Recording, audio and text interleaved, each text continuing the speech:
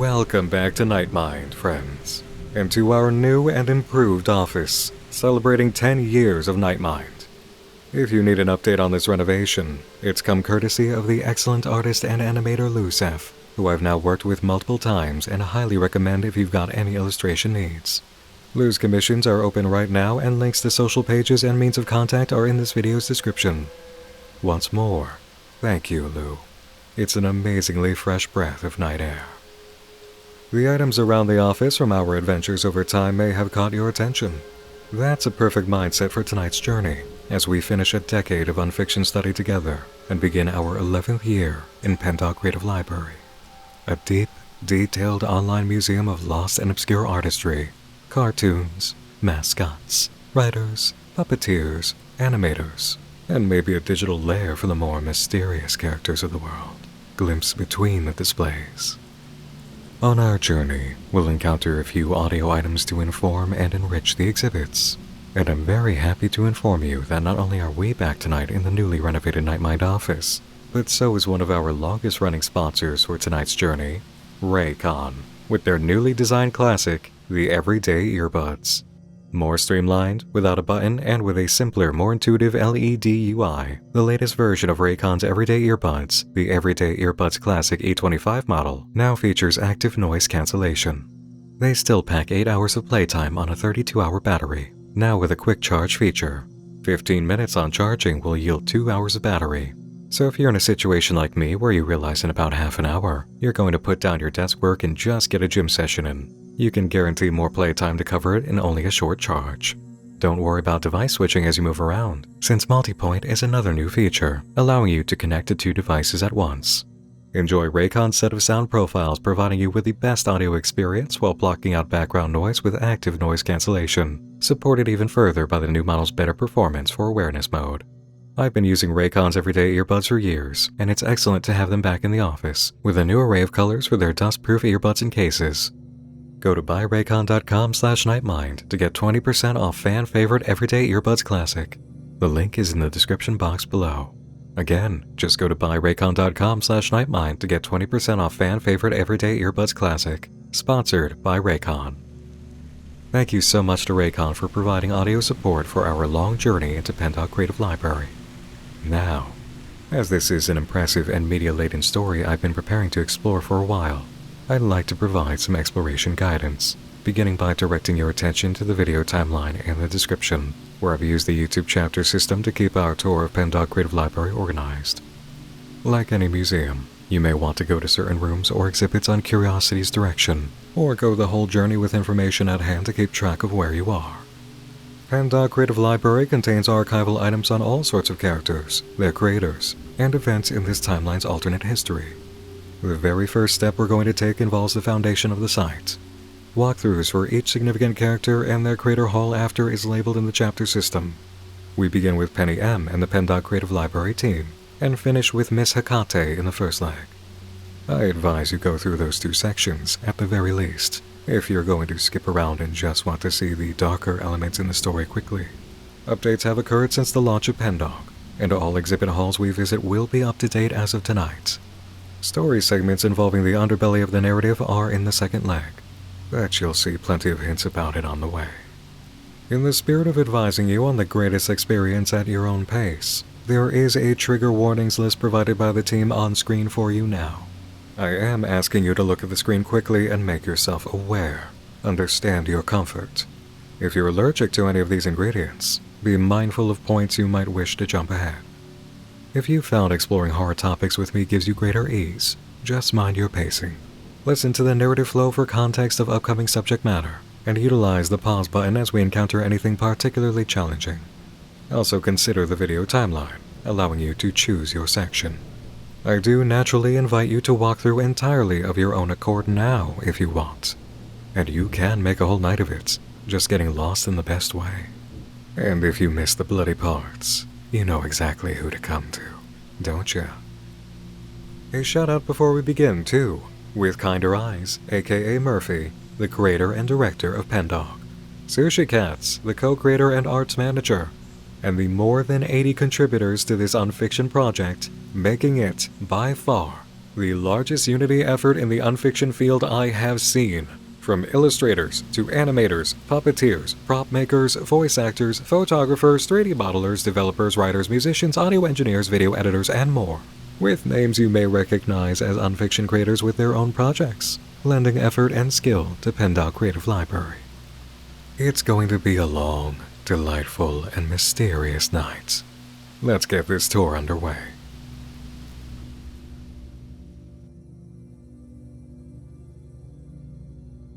Welcome to the Pendog Creative Library, a digital archive dedicated to the preservation and documentation of creative endeavors, the intro page says. Here on the PCL you will find cartoons, puppets, dolls, artwork, music, and more. The website strives to educate interested readers about the history behind these artifacts, so that their impact and stories may be imparted to the general public. Consider this website a digital museum. We are split into different wings, pages, that can be found through the menu. A list of larger areas is listed. The Creative Archive, a resting place of broadcast and print media, creative history regarding artists, places, studios, and more. Pendog's creator points us to her favorite article on Barbara Massey in particular. Notable characters who we'll spend plenty of time with. I'm not responsible if you suddenly develop hyperfixation with any of them. The Imaginarium, celebrating the creativity of Pendog visitors. The Update page, a rundown of updates to the site to help you gauge what's happened over time as well as any new material. And the About page, to give us the history of the site and its makers. Let's go there first. Penny M, founder and web dev of Pendog Creative Library, writes, "Ever since I was young, I've always had a close connection with cartoons, puppets, anything creative themed. I come from an artistic family, so it was only natural that my relationship with these mediums would be so intense. My deepest wish as an artist is for people to be more aware of the characters that inspired me growing up and for the public to know the history behind these icons. For this reason, I set out to create a digital archive dedicated to the preservation and documentation of creative history." Also on the Pendog team are Red Writhing Gloves, aka RG, a digital artist and illustrator with over 7 years of experience, dedicated mainly to cartoons. Vincent T, professional writer with a background in cataloging and inventory, conducting interviews and research. Belly Up, an illustrator with 9 years of experience, who worked with Penny in art school and is currently making an illustrated storybook. Hecate, who is an associate responsible for many recovered screenshots and animations on the site, collaborator with the group Found Finders, dedicated to lost media. And Emma Weckl, a puppet historian, maker, and good friend of the site and Penny, who recovered the puppets Seamore and Strawbetty. Q&A informs us the site isn't affiliated with any franchises or brands covered, and lists a bit about discovery process for items documented. Pendog originally started as a personal portfolio blog for Penny. It changed direction when she didn't want those old blogs and artwork around anymore due to personal reasons, but didn't want to pay extra money for a new site. Learning more about Penny and the Pendog team is easy. Just go to the updates page and start from the oldest posts. Site launch is a small celebration blurb, which must have been spring of its launch year, since the next article is summer break, detailing lots of activities since opening. The good times continue for Penny and her team through the summer, as the article Library Trip declares they were invited to visit the R.W. Winfield Library as part of their research for the website. We'll learn about Winfield soon. She's unsure how this happened. The recommendation of someone else, emails asking about the building and author, but someone in charge of that library became aware of their library, offering a paid trip to see the archives. The next update comes in fall, and Pendog Creative Library has grown considerably with new character articles and artist biographies. Penny decides that from here on out, she'd like to include her art in updates, so we can all get to know her better and see what she does as an artist. An excellent touch, calling back to the days when this was her personal portfolio and blog, allowing the artist whose passion for creativity to do all this to be in the work. This stunning and intricate piece is inspired by the Millie Moonbeam show, based on the works of R.W. Winfield. Penny writes, "This is my most popular piece and it's one that helped me meet a lot of people. Some good, some bad, but mostly good. Before then it was just Emma that I talked to. I don't really leave the house much. But yeah, I met some amazing people, especially someone who really loved drawing rubber hose cartoons as much as I did, even if they later moved on to different art styles, as have I. A lot of my older art focused on very intricate, complex compositions. This one was actually first drawn on paper before being scanned, lined digitally, and then edited in Photoshop to add those warm hues to the center of the illustration. Every drawing I did before and after this one was on a similar scale, which I would not recommend. If you are young and still have that fire in you, please don't try to make every single drawing complex and the best. You'll thank me later. I endorse Penny's advice. Artists and nonfiction creators, do take note. Penny's work on display like this, the insights into the art, and allowing that personal blog touch is great for empathy and narrative. It humanizes, it illustrates much more of who's running this and their interest, pun intended, and it reminds us that art is much more involved than its final outcome. This moment of study and appreciation gives us stability to the understanding we have for Pendog's team, who are so occupied with exploring who and what made the art in their archive. Found Finders is the next article, introducing team member Ikaac's Lost Media Group. Their tireless work done for free in the interest of making all this media available for public consumption has been a huge help. Penny listed their website, but in an update writes, "Due to recent events, I thought it best to remove the link from this site. Thanks for your understanding." A hint of upset to arrive later, first established in the past tense writing about Ikaach on the About page. One of Penny's pieces comes next, a drawing of Millie Moonbeam turning her head and body away from various leering mouths and hands offering her cigars and flowers. She looks dismissive of their advances. It's noted this is a little older than Penny's last drawing, and yes, she's quite dedicated to Millie Moonbeam. "I just find her endlessly fascinating," Penny explains, "and her history is very sad to me. That poor cartoon, separated from her friend Winnie even if said friend was malicious and hurtful. Speaking from experience, it still hurts to lose a friend regardless of how hurtful or awful they may be, so that's one reason I relate to Millie. Although I was a fan of her before I had those life experiences, I've always loved Rubber Hose cartoons ever since the first time I saw Maisy the Mutt short, so it's kind of natural that my art would lean into this style once I started drawing." The drawing is based on Millie's history as a character, an object of desire that was stolen by liars and underhanded businessmen but wasn't used for much of anything. I think I forgot to put in the history article, but did you know RW did briefly pursue legal action before finally giving up on ever recovering Millie? It never amounted to anything, but yeah, the fight over Millie is very interesting. I tried putting myself in this fictional character's shoes, to be the object of affection for beings much larger and powerful than you, to be the object of unwanted affection and attention. Yeah, I think a lot of people could relate to that. The art blog personalizing is much deeper now. Penny brings us insight into the lives of others and offers her own alongside, a touch of equivalent exchange. Museum Trip is the next blog, as the team is offered the opportunity to see artwork related to their local cartoon mystery, Miss Hecate. Penny's been thinking a lot about this character lately and how fond she's become of her since starting this project. She's brought so many friends together in the pursuit of figuring out her history. Penny introduces another art piece, Millie Moonbeam swooning over a bashful-looking cartoon worm as they stand above the grove on leaves and flowers. She's discreetly striking a match and turning a page of a book labeled Worm Stew. This time it isn't from Penny. It's a gift from someone she once knew, after telling them Millie was one of her favorite characters. Penny writes, "I still hold on to it even after everything. I will say this art is a bit out of character for Millie. This is more the kind of behavior you'd expect from Winnie. But knowing the artist's other works, this isn't not normal for them. They had pretty dark inclinations when drawing, as do I, so I guess I can't judge. This was one of the last Rubber Hose drawings they drew too, by the way. I still think pretty fondly of this art, and those times. Do you want to know a secret about being an artist? An online artist? It can be so very lonely. It's true. If you let yourself stick back and not engage with your peers, it can be hardly isolating. That's one of the reasons they were elated when we met online and started chatting." Next blog is Technical Issues Acknowledgement. They're working on it, and the site is fixed quickly. Penny promises some exciting news soon, and offers more character illustration, now depicting Maisy the Mutt, another Rubber Hose heroine. "Here's a few drawings I drew for the artist I mentioned in the last update blog. I felt it was only right to draw something for them in return for drawing my favorite character. She herself was more partial in Maisy the Mutt, so I did some doodles of her modern and early designs."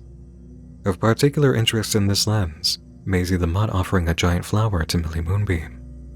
Here's something drawn for Penny's close friend of many years, Emma, also depicting Millie, because she also adores Maisy the Mutt and thought it would be funny to make her into a fashion model. Penny continues, "We've been through a lot together, and she even had my back when someone online was really awful to me. Be careful online in general, but gosh, when you're an artist, it's way easier for people to form weird parasocial relationships towards you." Next comes that exciting news from Penny. The team's been working with Hecate and the Found Finders for a while now to hunt down the history behind art mystery Miss Hecate. For the longest time, it's been thought her original 1930s cartoons have been lost forever, and even today we do not know what her designs prior to 1950 look like. Until now. Because Hecate and friends found a VHS containing one of Hecate's original cartoons. This is super exciting. Hecate and friends are going to be hosting a party to watch it, and I'm excited to attend. Afterwards, we will update our site with our first big break in the mystery of this character. I can't wait. Let's savor that for a moment. I know you know what I mean. It's a classic. That moment just before, in the excitement of discovery. Lost VHS tape discovered in an unfiction project. What do you think is going to happen? The title of the next update, Halloween. Penny is stuck inside. A seasonal bug is killing her, and as much as she'd love to attend Hecate's party and see the cartoon, she can't travel feeling like this and getting everybody sick. She does wish everyone a wonderful Halloween, and to stay safe and out of trouble. Emergency, the next update reads, I can't think right now and I can't be here right now. Something really bad happened last night and I'm not okay. I can barely stand up at all and I feel like I'm going to be sick. I don't understand what's going on. Immediately after is hiatus. Penny apologizes for the panic. She is okay, but has upsetting news. On Halloween, Hecate and several of his friends left this world. The reasons behind their deaths are not being disclosed to the public at this time. There are speculations and rumors going around, but out of respect for the families of everyone involved, I will not be giving these rumors substance by spreading them. I'm devastated. Just typing this update was the result of several friends pressuring me to post just to let people know I'm okay. But I'm not okay. Nothing feels okay right now. And things probably won't ever be okay because my friend is no longer in this world, and that's so unfair. We didn't even get to spend one last Halloween together, and I never got to tell him how important he was to me. I won't be online for a while. The rest of the team will be taking a hiatus as well. Please respect my privacy at this time. I'm in a really bad way mentally. I don't know how much more I can take without people prying into my business. The About page gave us a hint what would happen to Hecate, but the exact nature of his death is unclear. We do understand the VHS tape of this Miss Hecate character is involved though, and we'll be sure to check out what Pendog has on her. After I've teased all the way along the red thread in the character and creator halls, of course. Next, Penny informs us she's slowly recovering, but not ready to start work on the site again. She's getting therapy, working through big thoughts. A lot of survivor's guilt, you might imagine. And just wants us to know she's alive and getting well. Taking it slow, a mini update maintains the status, but is a good sign. Moving on sees Penny back and ready to work on the website again. It's been months since Halloween, difficult months, but she's back and better. Penny doesn't want to talk too much about it, but she's going on, along with the rest of the team. Penny's grateful to the audience and is glad to talk again. The next updates deal with Penny leaving an unhappy living situation to move in with a friend, and come fall, she's doing much better, including new Maisy art. Penny and her team are working diligently on the library and have received an outpouring of support, including many leads and items related to their work. She writes, "This fall I'd appreciate it if you all looked out for yourself and others. Tell your friends how much you love them and spend as much time as you can with them. Do that for me, okay?" This is a great checkpoint, as anniversaries always are, to examine one's experience and reflect. Penny's gone through a painful and shocking loss in the midst of what has been a majorly positive and successful mission. Hecate's death stopped her cold, and she needed time to recover, leaving us to empathize with how much she must be experiencing and processing. The team's search for media about this one particular character, Miss Hecate, directly turned up the VHS and viewing party that led to a lot of death. It's not Penny's fault, but she might have been dealing with a correlation she'd need to release to be healthy and return to the site. Certain characters, too, may aggravate concerns about death and grim mysteries. It wouldn't have been easy to work on Pendog in so much grief, and may not be as simple after. Penny does get therapy, healing, and even discovering a good time to move in with a great friend. Is it possible that recognition of being a lonely artist inspired her to make that leap after losing an online friend she never got to meet? It makes you wonder if this evolution in Penny will result in more actions. The next blog is about website cleanup, tightening articles, fixing grammatical issues, overall optimization. It's all refurbished, so we're exploring now in an updated state for its layout. We've also got new art. A couple character designs drawn a while back, with a twist. If you look closer, you'll probably notice a familiar face in the lower left corner. That's right, it's Slishy Slasher. I've been thinking about her lately. I'm still practicing drawing her, but eventually I'll nail the style, I hope. I've been thinking a lot about her as a character and what she represents. Probably doesn't matter. She hurt a lot of people just by being created, in my opinion. But still, interesting to think about. Everyone involved had their speculations on what she could mean. I gave my own in the articles, of course, aided by her notes. At the time, though, everyone was kind of up in the air and frantic about what she could mean. The most extreme conclusion I heard some people jump to was that she must have been created to target someone. Jealousy? Honestly, I kind of agreed with that opinion for a while, but it's a lot messier than that. Who knows? Anyways, I've been thinking about her a lot lately. A killer of relationships. There's been a lot of times recently I felt like that, but I don't know. It's all very complex and something that gets even more complicated when you tangle it in art and metaphor. Slishy Slasher. Not someone we've met yet in this side of the journey, but we'll get there. Slishy's the true anomaly of the work on the grounded and information-rich side, as opposed to the mystery of Miss Hecate, the other anomaly. I'd like to extrapolate a little on Penny's thoughts here, in the sense of Pendog's overall landscape. There is a lot of exploration of the relationships we have to art, especially characters and stories. We've already witnessed this in Penny's talk of friends from the past and how they relate to Millie and Maisy. In this, we get another glimpse of Penny's relationship to a character, this time with more loaded history according to her description. Next up, big changes. Penny describes a little visual overhaul to the site, livening up character pages with stickers and GIFs. Miss Hecate's and Winerva's pages are special points of pride, even if they were difficult to update due to the website giving pushback. If Penny is able to update the Miss Hecate page, she really is doing better. Exciting things are on the horizon, as she mentioned she truly is doing well, but would appreciate no more messages about ICAC or the events of last year. She'd also like to address the issue of fake artifacts being submitted, like the Bartleby Brands piece here focused on sleeping better with Honey Drops cough syrup. Penny shares some art of her own, noting how it's not Rubber Hose style. Eventually she moved away from just that. Something happened online that kind of soured her to Rubber Hose for a bit, but she'll probably get back to it. This art is a kind of reflection of herself at the time, or how she felt she was being portrayed. Self-beauty and how I appear to people is something I used to agonize over, not just physically, but my presence as well. But eventually I learned that I could survive without the validation of everyone, something others could probably learn from. I decided that beauty is what you take comfort in. I nurture how I act and present myself, but how others take that appearance is of no concern to me. You've probably heard it before, but you'll always be the villain of someone's story. Gosh, Emma and I know that so well. 2 more updates exist at present time. An invitation and Summer's at the door. The invitation update is what Penny hinted at for exciting news. In collaboration with the Mass Foundation, I am thrilled to present to you a very Dorothy Do-centered lineup of articles curated with the assistance of the Mass Foundation's years of research and a large gallery of show artifacts. Penny has met the members of the Mass Foundation. Emma has been showing her around the city since moving in, and she has seen some amazing things, like images converted to codes and sounds. Spectrograms. We're very well acquainted with those.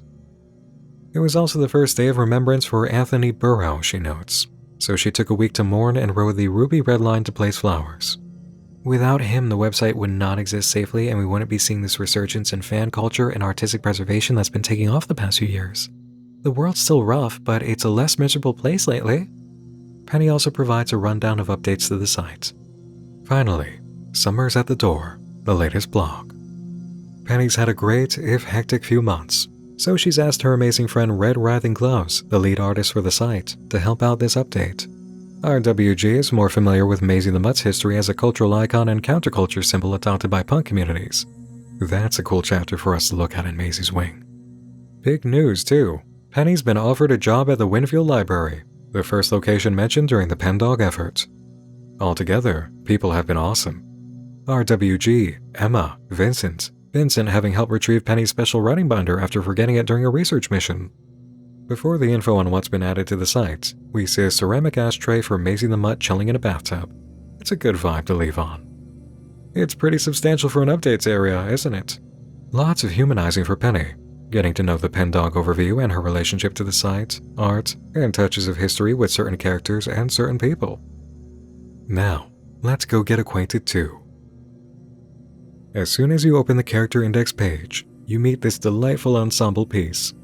It won't be precisely linear that we go in visiting order, but I like the idea of our first 4. Careful now, you're going to love these characters. Guiding this little marching band is one of my favorites, Tellie Lectric. I lend a spark to life.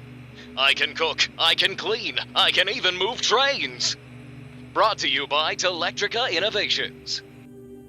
The high-vault good luck charm of engineering and electrical company Telectrica Innovations. Tellie Lectric was once a face of progress, innovation, and a neon-bright future for people across America. Created halfway through Telectrica Innovations' lifespan, this mascot went through a multitude of revisions with many artists brought on board to design the new face of TI. His artist is unknown, but the design was inspired by American marching bands, the way they moved with an electric flow. Tellie would appear in several short animated videos promoting products, giving safety advice, and reading PSAs. He's most well known in features around the holidays. Tellie in Lightland, Tellie's Haunt, and Tellie's Electrical Heart, showing up as a confident helper of those in need. He was further ingrained in the public consciousness through Telectrica's monthly subscription site's newspaper and instruction books for experiment kits. His popularity would diminish in the late 60s after Telectrica's exhibition at the World Fair, which ushered in months of struggling to stay afloat in an increasingly hostile environment that ultimately led to the company closing its doors. Tellie, naturally, went along with them. In exploring Pendog, you'll see all sorts of media associated with any character listed.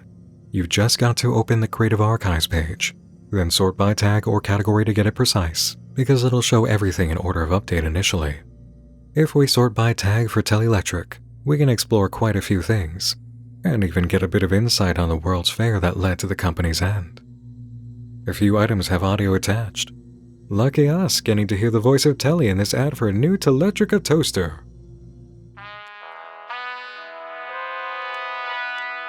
Telectrica Innovations. Are your mornings lacking that little thing that makes them ring? Tired of cold, spongy bread? Telectrica Innovations presents to you the Telectrica Toaster. Produced by the innovators at Telectrica Labs, this toaster is blessed with a shiny, sleek exterior and high-quality nichrome wires to ensure your bread is hot, hot, hot. In seconds, the Telectrica toaster toasts and serves your morning breakfast to you. With an adjustable heat dial and timer control knob, you can ensure breakfast is just the way you want it to be. Call 800-555-0150 to buy now. Telectrica Innovations. We lend a spark to life. We have the Telectrica Innovations poster and its radio ad, giving a little overview to everything they do. Tellie's electrical safety posters, an electric shaver ad, which gives Tellie some hesitation, a World's Fair postcard from 1964 to 1965 and the accompanying brochure, mailed in by a former Telectrica investor who didn't want to discuss the fair, and a stop-motion 1962 Christmas ad with paper doll presentation for Tellie, who powers up a Christmas tree and does it much better than competitor brands. You've got to appreciate the commitment and media development for this project.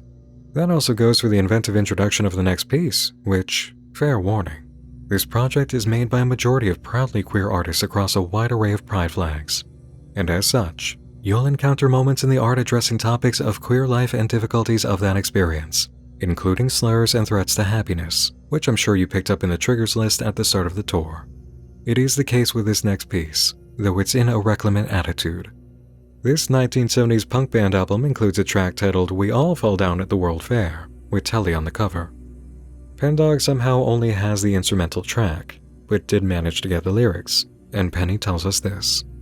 The song was very well received amongst a group of people embittered with the fallout of the World Fair incident, which, as many know, was the impetus for America's war of terror on many nations.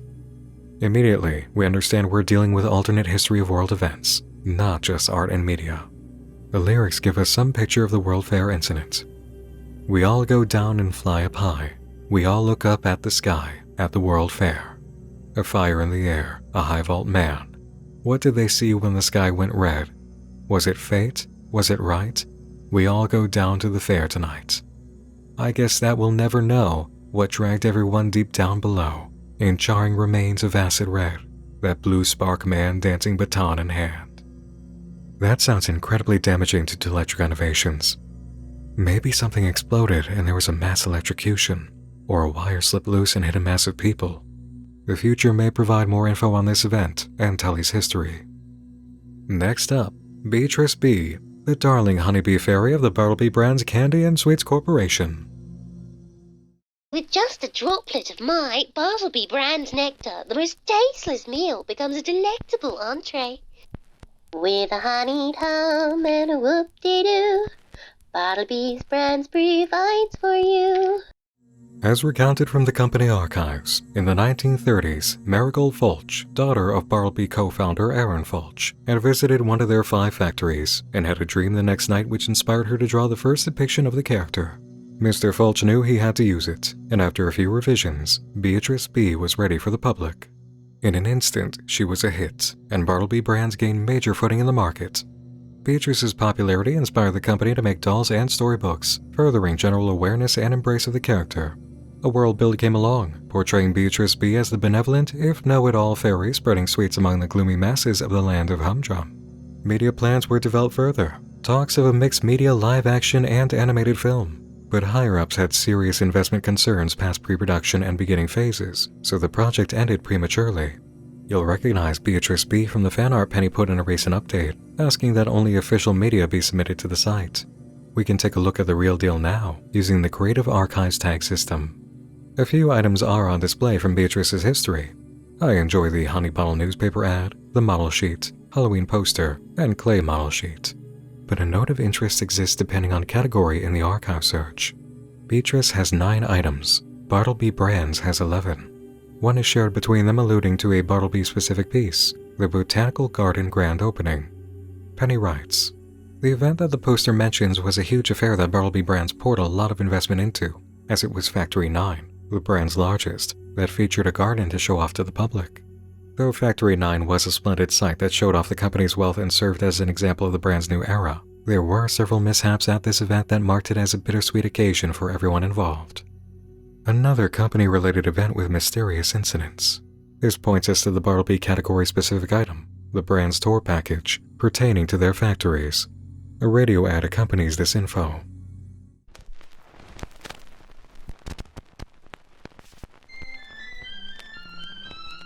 Beetrice B.E. brings you a decree on behalf of Bartleby Brands. Sugary sweets and wonders galore, we formally offer a factory tour. Visit our factory and see firsthand how your favorite treats are made. Traverse through the factory's state-of-the-art botanical gardens and watch our busy bees as they diligently make our famous Bartleby brand honey. Your children will have the opportunity to meet me, the one and only Beetrice B.E., ruler of the Candy Kingdom, bringer of sweets and joy. Call 800-555-0125 to sign up and receive your visitation package via the mail.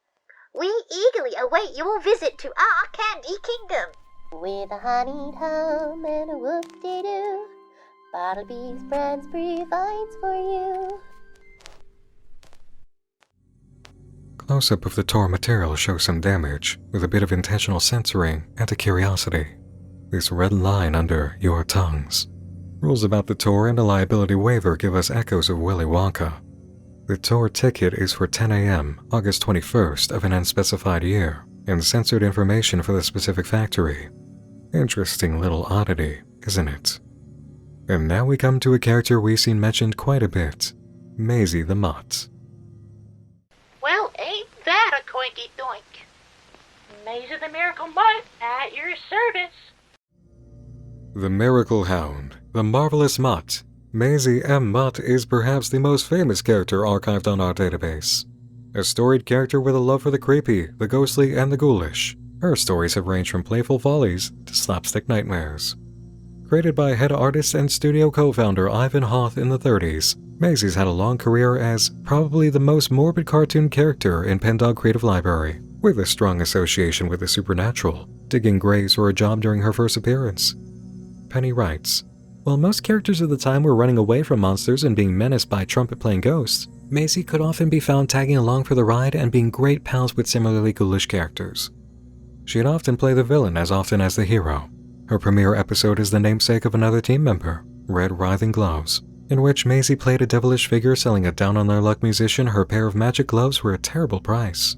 Most of the time, Maisy has played heroine, antagonizing less-than-likable figures and sympathizing with any creep, goblin, or outcast creature. Over time, Maisy's supernatural elements would be phased out, replaced with a magic hat, but her personality has largely stayed the same. Plenty of items exist in Maisy's creative archives. Early illustration work with her friend Hobble the Hound, pages from a children's storybook, a dress-up doll and zoetrope, and an array of later illustrations, bringing us timeline info. Much like Dorothy Do or Beetrice B., Maisy would change her style over time as cultural and artistic shifts emerged in American animation. This Maisy design was an attempt by Stencil Line to mimic the style pioneered by former members of the company. As mentioned in the Tellie Lectric article, this was largely caused by the union-busting practices of Liquid Laff and Stencil Line. Although many artists stuck around and Ivan helped to fight for better conditions, the constantly looming shadow of Stencil Line was too much for many workers. These workers would leave and go on to form their own studios which focus on creative expression through abstract art. Seeing their success, Stencil Line pressed Ivan to follow suit. Ivan was not particularly fond of this design for Maisy, or rather he disliked the attempt to chase current trends and copy his peers. The design would not last long and would quickly be replaced by the design seen in Death Marches On. Let's swing over to that, featuring a really well-composed still frame from a VHS copy. One of the most important cartoons in Maisy the Mutt's history, this cartoon marked the end of the period in which specters and ghouls reigned within the work. After Stencil Line acquired Liquid Laff, darker features of Maisy cartoons were ordered to cease. Ivan Hoth and his animation partner Louis still held a degree of control within Liquid Laff that allowed them to fight back, slowing animation output, and then taking the whole studio staff with him when he was temporarily fired, causing a panicked rehiring. Ivan renegotiated details of employment for himself and his studio workers, but there was no friendship between the two companies. An uneasy, hands-off approach came over the general production flow, though acts of malice did occur, like the theft of Millie Moonbeam. In the knowledge of an uncertain future, Louis and Ivan dedicated themselves to making Death Marches On a spectacle.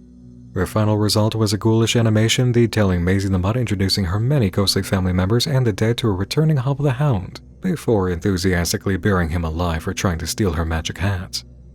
Ivan's health was rapidly deteriorating at this time, making bold choices with the material Stencil Line considered firing him over, again. But he'd become a well-known face in American culture, and the move would have caused unwanted controversy. Maisy says a lot about death in this cartoon, talking to Hobble, who heard wearing her hat could prevent death, about his foolishness and what a party death could be, Penny writes. She showed him dead oil barons, preachers, saints, and more, many well-known famous historical figures. In the end of the animation, Hobble would concede that Maisy had a point about all of this before going to live life and, hilariously, walking off a cliff. Following this animation, Ivan Hoth would pass on, leaving Louis and Maisy behind. After Louis left the company, Stencil Line would rapidly sanitize and reshape Maisy the Mutt into an American sweetheart in the words of new Liquid Laff head Norris Tillman. It was an identity that Maisy as a character would not escape until the late 70s. Thus, another chapter for Maisy introduced through one of the creative archive items, a cassette tape by the Inkdwellers, with Maisy's red gloves on the cover. One of the most iconic bands of the 70s punk movement, the Inkdwellers helped popularize the appropriation of Maisy the Mutt as a counterculture symbol, and their work would galvanize the punk movement to newer heights. This album was released at the first big peak in the band's popularity, and served as a rather stunning display of not only taking Maisy the Mutt and using her for their music, but also was made as a response to the last big band of the hippie movement known as the Harmonias. The album contains songs such as Bloody Red Writhing Gloves and I Don't Want to Go to My Room, Mom, the latter being a response to the song My Room Is My Only Home by the Harmonias, whose music and hippie background the Inkdwellers, and many members of the punk movement, found to be politically shallow and lacking the bones of any real social change. The lead member of the Inkdwellers, Keith Doe, made the latest pieces in Maisy's creative archive. Intricately designed curving inkwork, incorporating lots of hands. Mysterious artist inclusion, Jayne Prell, is mentioned here on the note of the consistent inclusion of many hands. How did Maisy come to be adopted as a punk symbol? The history article on Pendog, Stencil Line, the CPO, and Counterculture gives us a rundown. In 1974, known activist and punk leader Tim West was protesting American brutality to other nations inside Maisy-land, the Liquid Laff theme park. A protester alongside him got into a verbal altercation with a police officer, Jim Gall, which led to the officer committing physical assault. Tim West tackled Gall in defense of the protester, and in the fight that ensued, took out a lucky billiard ball he always carried and used it as a weapon, killing Gall. Tim West would be imprisoned until his pardon following the events of 2019, alluding to a historical event we don't yet know of in this timeline. Punks immediately adopted Maisy as a symbol in the wake of this event, rallying around her original personality and decrying the clean, sanitized image Stencil Line pushed as Maisy the Sweetheart, the cutest pup in America. This generated a response from Stencil Line attacking unauthorized use of their IP, surprising no one. Stencil Line were no strangers to offensive maneuvers. In 1948, they were brought before the Supreme Court for buying up several theaters and disallowing them from showing films by a competitor, Haven Studio. And to the horror of the entertainment industry at large, the Supreme Court ruled in favor of Stencil Line, establishing a new precedent of hostile business practices in the United States. This ruling wouldn't be overturned until 2020, which is likely due to a movement that also freed Tim West, and the entertainment industry was ordered to break up its monopolies. Stencil Line's attempts to defeat the punks and their sympathizers failed. The more they acted, the more rebellion they stirred, a karmic retribution for decades of plundering stories and characters from the public domain and other cultures, then going for legal enforcement of ownership to intimidate the critical. Penny adds, "Some animation historians have appropriately called this point in the company's history Winfield's Revenge," a reference you'll understand soon. As protests gained momentum, and Maisy a symbol with them, government officials would demand Stencil Line use the powers they granted the company with legislation to get meaner, since Maisy's popularity with the public tied into anti-government sentiment was a threat. Stencil Line worked with the administration at that time to enact laws and groups allowing them enforcement of copyright through physical means, since it gave legal grounds to shut down protest over unauthorized use of Maisy, solving the problem for Stencil Line and the administration. Penny writes, Maisy was eventually brought back under her wholesome pro-American identity following the bloodshed which followed, her history scrubbed clean and obfuscated behind many layers of redesigns and censorship. The unknown events of 2019, however, led to the demise of these groups in 2020 and a new freedom of expression and artistry, which must be the real reason an archival website like Pendog Creative Library exists. This timeline and its laws, movements, conflicts, and consequences didn't create the information freedom we've known for decades. The poster you see here for the punk band with Maisy the Mutt affiliation, the Inkdwellers, has a whole article. It's a pretty extensive discussion of the band and its leader, Keith Doe. But if we're to hone in on events, we need to examine the conflict between Keith and one particular person, Dylan Rose, lead singer of the Harmonias, a band at the heart of this timeline's hippie movement. As Penny tells us, the hippie movement, born during the 60s, was a very passive movement that preached nonconformity but did not heavily focus on the idea of active resistance. As discussed in the article on Harmonia, many hippies did not support the idea of violent resistance and would often take a "why can't everyone just get along and be friends" way of thinking. In Doe's own words, hippies ultimately were not resisting against the government, but their parents, and he stated himself to find their ideology very disappointing and in its own way conformist. Taking a look at the Harmonia article, the Harmonias as a band emerged in 1971 and gained popularity in 1974 with a hit song, "The Past is More Than Whatever Before." In the wake of much industry support following this success, the Harmonias commissioned several animated music videos from the little-known Kling Klang Studios. It led directly to the waning hippie movement's own character as cultural figure, Harmonia, whose design was quickly scribbled on a napkin at a diner by Dylan Rose, and played with the idea of hippies being demonized, giving her a pair of horns made of hair. Harmonia ended up very popular, and Penny gives us this particularly suitable note to understand the Harmonias and their character. In I Want to See the Face of the Policeman, she would notably lift up the hat of an officer and offer him a red flower, which became one of the most iconic images of her. This was probably in reference to the famous photograph in which hippies, protesting the 1966 American occupation of Korea, offered flowers to the riot police sent to clear out the protest. Dylan Rose would later be described from many interviews as non-political, but he and his band later took a very political stance in opposition to the punk scene. The messaging turned to ideas of lawful obedience and even discouragement of protesting.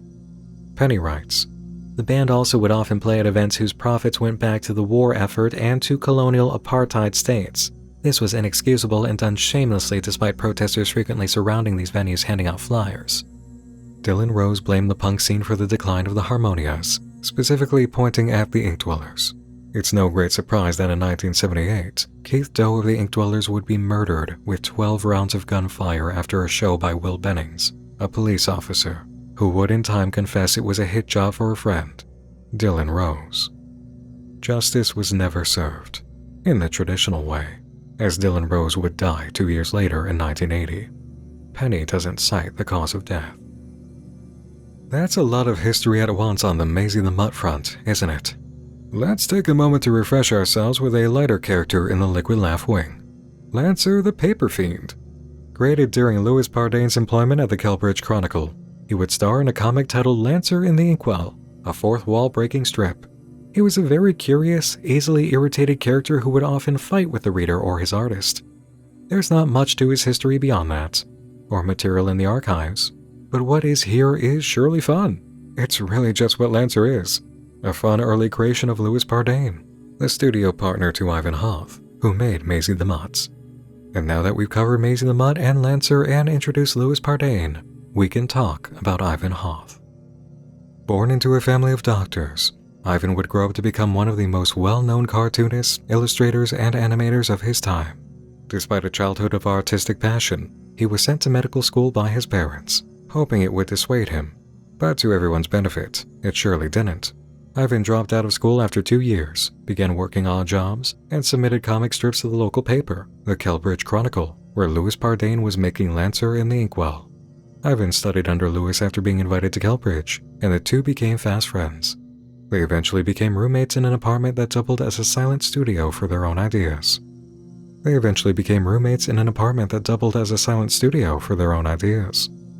Ivan was a very introverted person, shy, struggled to communicate with others, isolating in his office space. It's due to Louis and his personal knowledge of Ivan and their friendship that much of his history and character is known. The creator of Maisy the Mutt was fascinated by the morbid and macabre. Penny says, "He had an intense love for ghost stories, tall tales, and folklore, things which influenced his comics and the early cartoons he eventually produced at Liquid Laff. Ivan's experiments with animation while at Kelbridge encouraged both of them together with a group of friends to form Liquid Laff Studio. As a new company, it struggled in its early days, facing the difficulties of competition and business. Ivan and Louis were often the first to enter the office and the last to leave, looking for a hit that would make their studio, then looking for a miracle that would save their studio." Penny writes, "In interviews, Ivan stated these years to be the most exciting yet horrific of his life, his nights sleepless with the stress of his dream crumbling before it even got off the ground. This recollection has been confirmed by accounts from former workers, stating that during the early days of the studio they would often witness Ivan descending into an almost manic state, pacing, tearing at his hair, and teetering on the edge of collapsing in the studio from sheer exhaustion. Louis would confide privately in others his worries that the two of them had gotten in over their heads. The future of everyone involved in the studio was uncertain, the clock was ticking, and Hobble the Hound cartoons were being released in declining quality. Luckily, this would all change when Ivan Hoth created Maisy the Marvelous Mutt." Originally meant to be a side character, Maisy's popularity among audiences created demand for the studio overall. In animation, demand means more work, and that means more of everything, allowing Liquid Laff to take off. They moved the studio to Chicago, Illinois, and a golden age began to much fanfare. Meanwhile, however, Ivan began to show signs of serious health issues, hidden from the employees. Louis would often take the place as studio representative and work the press angle. Already an introvert, Ivan's mysterious illness increased his need to shy away from social situations. Penny writes, "It made Ivan an oddity amongst other studio heads, and he was noted as never showing any interest in starting a family or marrying. Most of his free time would be spent with Louis Pardain, with the two going fishing during the warmer seasons and snowshoeing and skating during the winter." Liquid Laff would, in time, depart from doing spooky-natured cartoons. but Ivan used much of the wealth that came from his studio pay to quietly fund horror movies and small science fiction pictures. Credit wasn't given. Ivan didn't want it, choosing to simply empower more artists. Penny concludes, "In the last years of his life, Ivan would withdraw further from public view, only being visited by Louis and longtime co-workers. It is still not known what afflicted Ivan and likely will never be known. Ivan would pass away at his residence with Louis at his side." Next up, Millie Moonbeam, Penny's favorite. Described as the wonder child of prolific American cartoonist and author R.W. Winfield, Millie is most famous for her adventures and perils as the protagonist of Winfield's 1920s book, Hearth of Meadow Valley. In the story, Millie, a small firefly, falls out of her garden one morning and into the fields of Meadow Valley, an all-encompassing world of green flowers and vines, filled with bugs, pixies, and fearsome critters. She must find the dying hearth of Meadow Valley and reignite it with her light. Along the way, she made many friends, including the mischievous Wistful Winnie, who has her own character archive. We'll see her momentarily.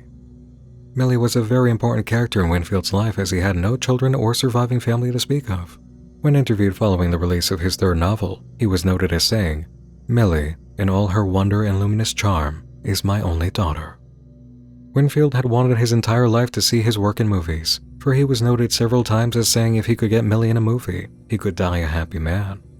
Sadly, Winfield's first deal for a major motion picture ended in a live-action pursuit that never passed its catastrophic production. In his desperation to get Millie on the big screen, Winfield wasn't careful in reading a sudden contract by Liquid Laff, offering an animated film as Millie's second chance. Winfield unknowingly signed over the rights to Millie Moonbeam, something he did not realize until the opening premiere of the film. It was an event that Winfield never recovered from. After this changing of hands, Millie featured in one more cartoon short before being put on the shelf for years. It's surprising how little of Millie is in the creative archives, knowing Penny's affection. We have the original concept drawings, a redesign later in life, and 2 illustrations related to music. Though one of these, Meadow Valley and Music, is an article all about the world of Meadow Valley with many illustrations. While captivating and whimsical, it's notable that there's a touch of scare to them, and some elements much more purposely illustrated to be intimidating. Moving next door to Wistful Winnie's page, we find it a little more extensive. In the original novel, Hearth of Meadow Valley, Winnie played the role of a minor villain, capturing Millie and singing a rhyme about fleecing, flensing, and eating her, before being tricked into her own boiling pot, which ordinarily would be the end of anyone. But children adored Winnie, and wrote numerous letters to Winfield asking for a sequel to the first novel featuring her. He would even occasionally open the door to find strangers knocking were children, some of whom made this request in person. Winfield eventually relented, writing a sequel that was released 2 years after Hearth of Meadow Valley. The book was returned to its world, now with large rolling machines descending upon the garden. On her adventure to reach the central machine, Millie Moonbeam was aided by a remorseful, but still pernicious, Wistful Winnie. Although more popular than Millie, R.W. Winfield never favored Winnie. Penny writes, "Near the end of his life, he was recorded as saying he hated the character. Although this could have been influenced by losing his ownership of Millie around the same time. He would call her an awful little beast that for some reason beastly children seem to love." After losing the rights to Millie Moonbeam, Winfield took a hiatus from writing, living on earnings from book sales, inheritance, and merchandise profits. Eventually, he would release one final book, featuring Wistful Winnie traveling a long-dead Meadow Valley overtaken by pipes, steam, and rust. It was an extremely surreal novel that ended with Winnie finding a writer's room in an old brick building and climbing into their inkwell, traveling to other stories and worlds anew. Perhaps this book reflected the state Winfield's mind was in at the time, having lost his most personal and dear character. Regardless, the book did not sell very well and is fairly unknown in modern times. Penny adds that Winnie serves as the face of the R.W. Winfield Library, constructed during the author's final years. If you travel there, you can see her statue in the front entrance and a wall mural of her traveling Meadow Valley with other Winfield creations. Like Millie, there aren't many items in the archive. The final Hearth of Meadow Valley novel's cover is here, and it is sad. Penny writes, "It is a hard book to read as it is so clearly Winfield tormenting his own creation while mourning the loss of another. The world of Meadow Valley almost mirrors his own emotional state filled with oil and tar and railroad tracks, all of which symbolize Stencil Line, the owners of Liquid Laff, and their theft of something so creatively important and enriching to him. It is a depressing read, the death of the world Winfield so vibrantly wrote to life for years. and you can feel how depressed Winfield was writing it. Depressed with the world and unhappy with himself. It is never explained why Millie is missing in the novel. Due to the nature of his hated contract, he was forbidden from using the character, and he could only mention Millie's absence in a vague way. Having introduced Millie and Winnie, let's take a look now at their creator, the namesake of the library that Penny visited at the start of our tour, R.W. Winfield. Born into a wealthy family, Winfield's interest in the arts as a child was very similar to Ivan Hoth's, actively discouraged with urging towards carrying on the family interest, and it was, indeed, the medical field. Winfield considered it to be a stifling profession, and so, at 18, he ran away to marry Irene Amber, a much older woman from a rival family. 3 years later, they divorced, and Winfield worked as a hot presser while sharpening his artistry. He spent years submitting to papers without major luck before he was offered a job by a friend, Mitch Breyer, head of the Louceph Tribune, to illustrate for short stories. This was a great fit, and fantasy story illustrations were a particular appeal to readers of the paper. Winfield's style developed further during this time, and after a while, he began to seek other opportunities to expand, which Mitch Breyer saw as violation of their agreement at the Tribune. In fear of losing his job, Winfield reluctantly dropped his external ventures, an event that caused Winfield to forever hold a grudge against Mitch. Tensions would come to a head when payments for Winfield's work at the Louceph began to come in later and later, with his last payment from the company being several months late. This was the final straw, causing Winfield to sever his relationship with Mitch Breyer and the Louceph Tribune. During this time, much like Ivan Hoth and Louis Pardane, Winfield worked privately on his own ideas, including Hearth of Meadow Valley. He successfully submitted to Norwool Publishing, who distributed the novel and immediately saw a major victory with audiences. Despite wanting to move on to other projects, Norwool kept asking Winfield for a sequel, as did all those children who wanted more of Wistful Winnie. Penny gives us the event that convinced him, a letter from a little girl that rather bluntly implied him to be a one-hit wonder incapable of commitment. Winfield got to work writing the sequel and saw much success. It inspired him to make more Meadow Valley books, and eventually brought Circuit Wheel Productions into the picture, asking for a film. Winfield's greatest dream had been seeing his work on the silver screen, and in a rush of excitement, he signed on. Production, it turned out, was hell. Terrible conditions for actors passing out due to stress, prop fires, a case of aluminum dust poisoning, multiple people quitting. Winfield was helpless as the inadequacy of Circuit Wheel Productions kept showing itself. What should have been a normal time span of work for its era took several years, and Circuit Wheel went bankrupt. That's when Liquid Laugh Pictures stepped in, offering their animated short film, which rewarded Winfield with a silver screen while robbing him of Millie. Penny writes, "This was an event that drove Winfield to the darkest place of his life, and soon after Winfield was documented to have made an attempt to end it. He would retire to his old countryside home and release one more book, featuring his other popular character, Wistful Winnie." We know what happened from here, but Penny adds a new detail. A month after the completion of the Winfield Library, he would be found dead inside, cause undetermined. Let's switch up the order again a bit, since one of the next characters has quite a depth of media, and we can enjoy a different note. Commissioned from the Silverstein Puppet Theater by Bartleby Brands in the late 60s, Seamore and Strawbetty quickly became an inseparable part of marketing for the company. Debuting in the short advertisement A Spoon of Nectar, they would feature in following advertisements up until the company's eventual closure. According to Silverstein, Seamore was made to resemble saltwater taffy, and Strawbetty a strawberry. Seamore and Strawbetty were characterized by an ignorance of the world around them, relying on Bartleby mascot Beetrice B to educate them and brighten up their dull lives with sugars, nectars, and desserts. Seamore was typically portrayed as a somewhat vain and self-absorbed character, who nonetheless cared deeply for his more energetic companion Strawbetty. Strawbetty would typically drag Seamore along into adventure, persuading him into following whatever trial or activity Beatrice had planned for them.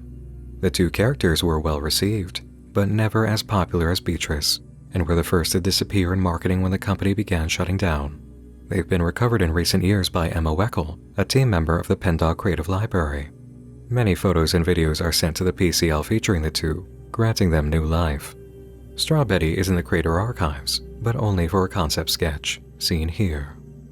And now, introducing a major star of the Pendog Creative Library, Dorothy Do. Greetings!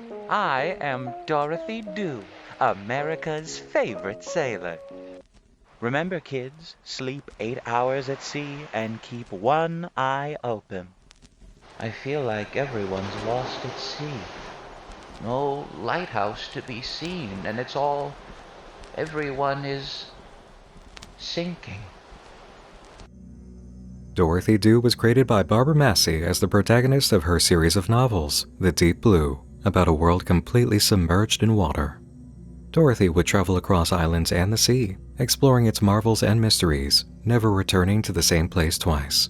His full name, Dorothy Do Good, reflected the goal of his life, and he was characterized by unique calm in scary or dangerous situations. Several novels were published before Barbara Massey was contacted with the proposition of adapting Dorothy Do's adventures for television. Initially, the concept was an animated series, but Barbara desired a different approach and held an unusual amount of control over the project for the time. She gathered friends at Silverstein Puppetry Theater into the Deep Blue team, and the program premiered in the late 1950s. It was a hit with children and adults alike, and each episode featured an intro by Barbara, who would return at the end to discuss the episode's events with Dorothy. The Dorothy Do puppet was state-of-the-art for its time, built over 3 months. 7 seasons of Dorothy Do followed. It was so popular that it gained a fan club. Excited fans could send letters to Dorothy and receive a monthly newsletter, gadgets, and more. Barbara made spin-off books about Dorothy Do characters, and the overall success could be said to be the staple of any American childhood for its time. There were even Dorothy Do comics, which ran for about 30 issues. After season 6, the animation studio Copper Bell Productions approached Barbara with proposals to create an animated movie about Dorothy Do and his adventures through a brand new ocean. After many years of production, the Dorothy Do movie would be released to the public and was so well received it was nominated for an Annie Award. Dorothy would make 2 more animated appearances in holiday specials for Halloween and New Year celebrations. At the start of season 7, Barbara Massey announced the end of the show, feeling very satisfied with all the stories she had told, bringing him into retirement. Despite this, the popularity of Dorothy lives on, and many fan clubs have come up to replace the original. You'll remember one group dedicated to Dorothy Do, the Mass Foundation, from one of Penny's updates. 2 peculiarities exist on this page. A faded, uninteractable sound clip at the bottom, "Can you hear me?" And in the text, a link to what seems to be the title sequence for Dorothy Do and the Deep Blue, provided by Echo Broadcasting Archives. Ocean sounds and light music plays over rather long footage of the ocean, becoming unsettling in its repetition and getting progressively blurrier, until the title fades in like an acid burn in reverse. This video is unlisted. There are no public uploads for Echo Broadcasting. As for media in the archives, there are 18 entries introducing VHS collections, one of the comic book covers, a read-along vinyl record, a picture book, a ragdoll, and more. One peculiarity is the Dorothy Do re-release cover. Following the success of the Dorothy Do and the Deep Blue series, many second-hand and re-release book covers would be generated and distributed to the public. Unfortunately, as is the case with even as popular a franchise as Dorothy Do, preservation was not on the minds of many people of the time, leaving many of these book covers to be lost to time. On the right, we have a photograph that Penny might have already uploaded, and on the left, one provided by the Mass Foundation, of the same book, same scene, except the eyes are different. In the Mass Foundation cover, they're much more centered. What? We've known mysterious circumstances are at play since the VHS tape on Halloween, but this is new. Is there anything else related to Dorothy Do? Plenty. The Dorothy Do Show's cast and crew article was made possible by the Mass Foundation supplying much of the material, introducing its characters. First is Captain Littaker, the gruff but gentle former captain of his personal small ship. Smart, compassionate, and the one who trained Dorothy to fight. Aye, the sea is a source of comfort for an old man like me. It loosens my sore bones, and a lung at sea is healthier than a lung at land, I say. Bah, you call that a swing? Let me show you how it's done, boyo. I've sailed between frost-covered mountains and foggy, scorched skies. Seen the great Serpent himself swim right underneath my boat. It'll take much more than a little pirate to shake me from this seat. Now, Dorothy, there will be a day that you will not see me any longer on these waves. Brace yourself for that day. And know one day someone much like yourself will brace for you to do the same. Take care, boy. Take care. Brightfin must have been a hit among kids, a sea serpent the size of a dragon, who didn't much get along with anyone except Dorothy, and bearing scales rumored to grant wishes. Ah, if it isn't the ineffable Dorothy Do himself. It's been ages since I last saw you in these waters. Tell me, friend, how have your travels been? I recall eating a boot once, but to be honest, that captain's lucky I didn't eat the whole ship. He interrupted my slumber. If you swim down deep enough, there are things much bigger than I, Dorothy. I'm just what breached the surface. You who sails these waters and does not understand their might, I will crush your ship beneath my tail, and my scales will flash like lightning against the waves. Stay well and do good, Dorothy Do, my dear friend. The mapkeeper lived to chart and map the corners of the world, and would happily lend maps to anyone with a trustworthy face and a desire to travel. Unfortunately, she would often be duped into sharing her maps with the hang glider, whose self-professed charm always seemed to fool her. To her dismay, he would often end up losing her maps or otherwise damage them. Oh, Dorothy, it is so nice to see you out in this part of the deep blue. I was just wrapping things up, but I assume you'd want me to hang around a little longer. Wouldn't want you getting lost. Maps in a snap. Where do you want to be? Let's see what we can see. Right now, you're looking at what was once the Gulf of Spain. 1,000 miles from any known civilization. Why, that hang glider, I could throttle him. If he wasn't such a smooth talker, I'd snap his neck. Oh, Dorothy, why don't you rest your head a while? These are safe waters. I've charted them thoroughly. You will rest and keep care of yourself, won't you, Dorothy? Now, about that hang glider character. He was most known for routinely causing problems in many episodes by crashing his hang glider into islands and needing to be saved by Dorothy Do. He was a real laugh, and also incredibly hard to impress. Oh, that sunset? Yes, I suppose it is nice. If you've seen one, you've seen them all, though. You should see the ones we have back home. Oh, yes, I was paying attention to all that, but I was wondering, could you grab me a whiskey? Dutch whiskey. I won't accept anything less. Yes, well, I suppose I consider you, not a friend, but a reliable constant. I would be much agitated if you were to die. And maybe your constant beatings and barbarism have made me think on some things. Keep well, Dorothy Do. Sea Biscuit the seal was the constant animal companion to Dorothy Do, introduced for the TV show.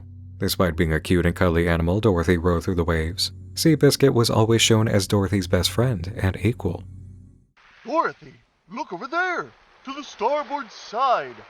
There's a ship. I think they need our help. Frightened? No way!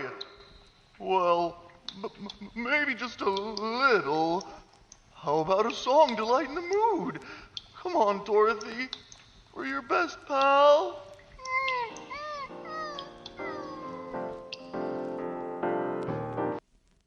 Now see here. Just because I'm all soft and round doesn't mean I'm any old yellow belly. This seal is bark and bite. Oi, oi, oi, oi, oi. Oh, we like the sea. Sailing from place to place every day, we get to see lots of interesting things and meet lots of interesting people. Don't you get tired of being in the same place all the time? Oh, please stay safe, Dorothy.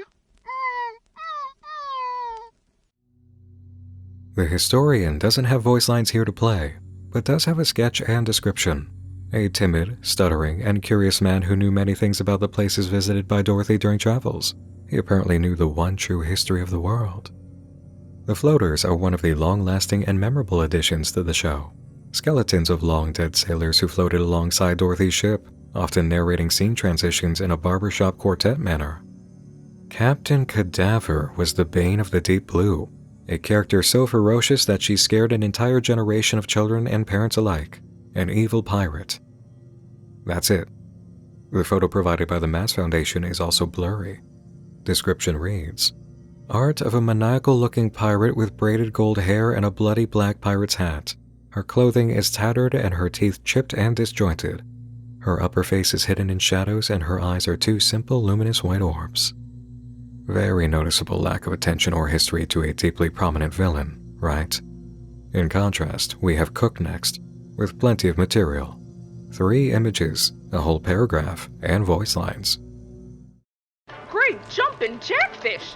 Now, I mean no offense when I say that's the most peculiar dish I've ever heard of. You must teach it to me. Dorothy Do, just the sailor I was hoping to see today. You wouldn't happen to have any spare barnacles on your ship there, would you? I ran out of oysters and figured they're close enough. Voila! My newest creation. Octopus souffle salad. What's with those faces? At least try it before you decide you don't like it. Why, if someone were to act up like that in my establishment, I'd hit him over the head with my frying pan. Acting like he's too good for their cooking when he hasn't even tried it. What a snob. Stay strong, sailor. A boisterous but airheaded woman, extremely passionate about her work, living and working in a large pot floating in the ocean. Puppets is its own header describing the puppets for the show. Description reads, the puppets for the Dorothy Do and the Deep Blue show were marvelous pieces of art, leaps ahead of other shows of the time in terms of technology and craftsmanship. Building the puppets and making them move was something akin to magic. Then there's an unusual space. If you highlight, it'll say, what? These descriptions, they're not Penny's writing, are they? Is this all pre-approved copy provided by the Mass Foundation? Highlight further at the end of the page, and you'll catch one more header. The Deep Blue. The Deep Blue is the color of the waves, with a link to the same unlisted YouTube video as before. Penny, what's up with this? Trying some highlighting again, you'll find an additional note about Seabiscuit. It said Dorothy found him as a pup, then cuts. Penny quietly added, rescuing him from a seal hunter who wanted to turn Seabiscuit into a coat.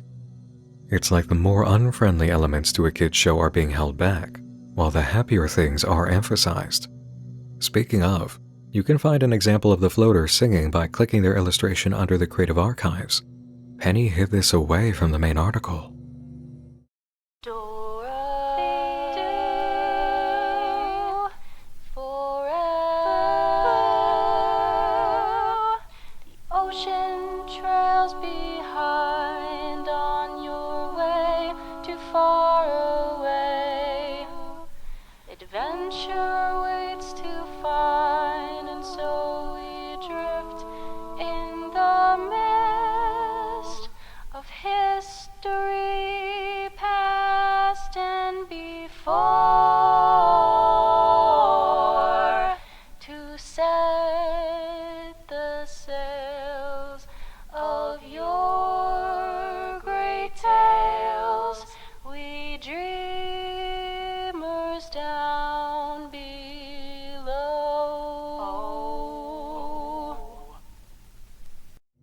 Yeah, there are some odd things going on with the Dorothy Do segment. It's certainly the deepest so far, not to be funny about it. Barbara Massey, the creator, is an interesting subject throughout Dorothy Do's history by contrast to the others.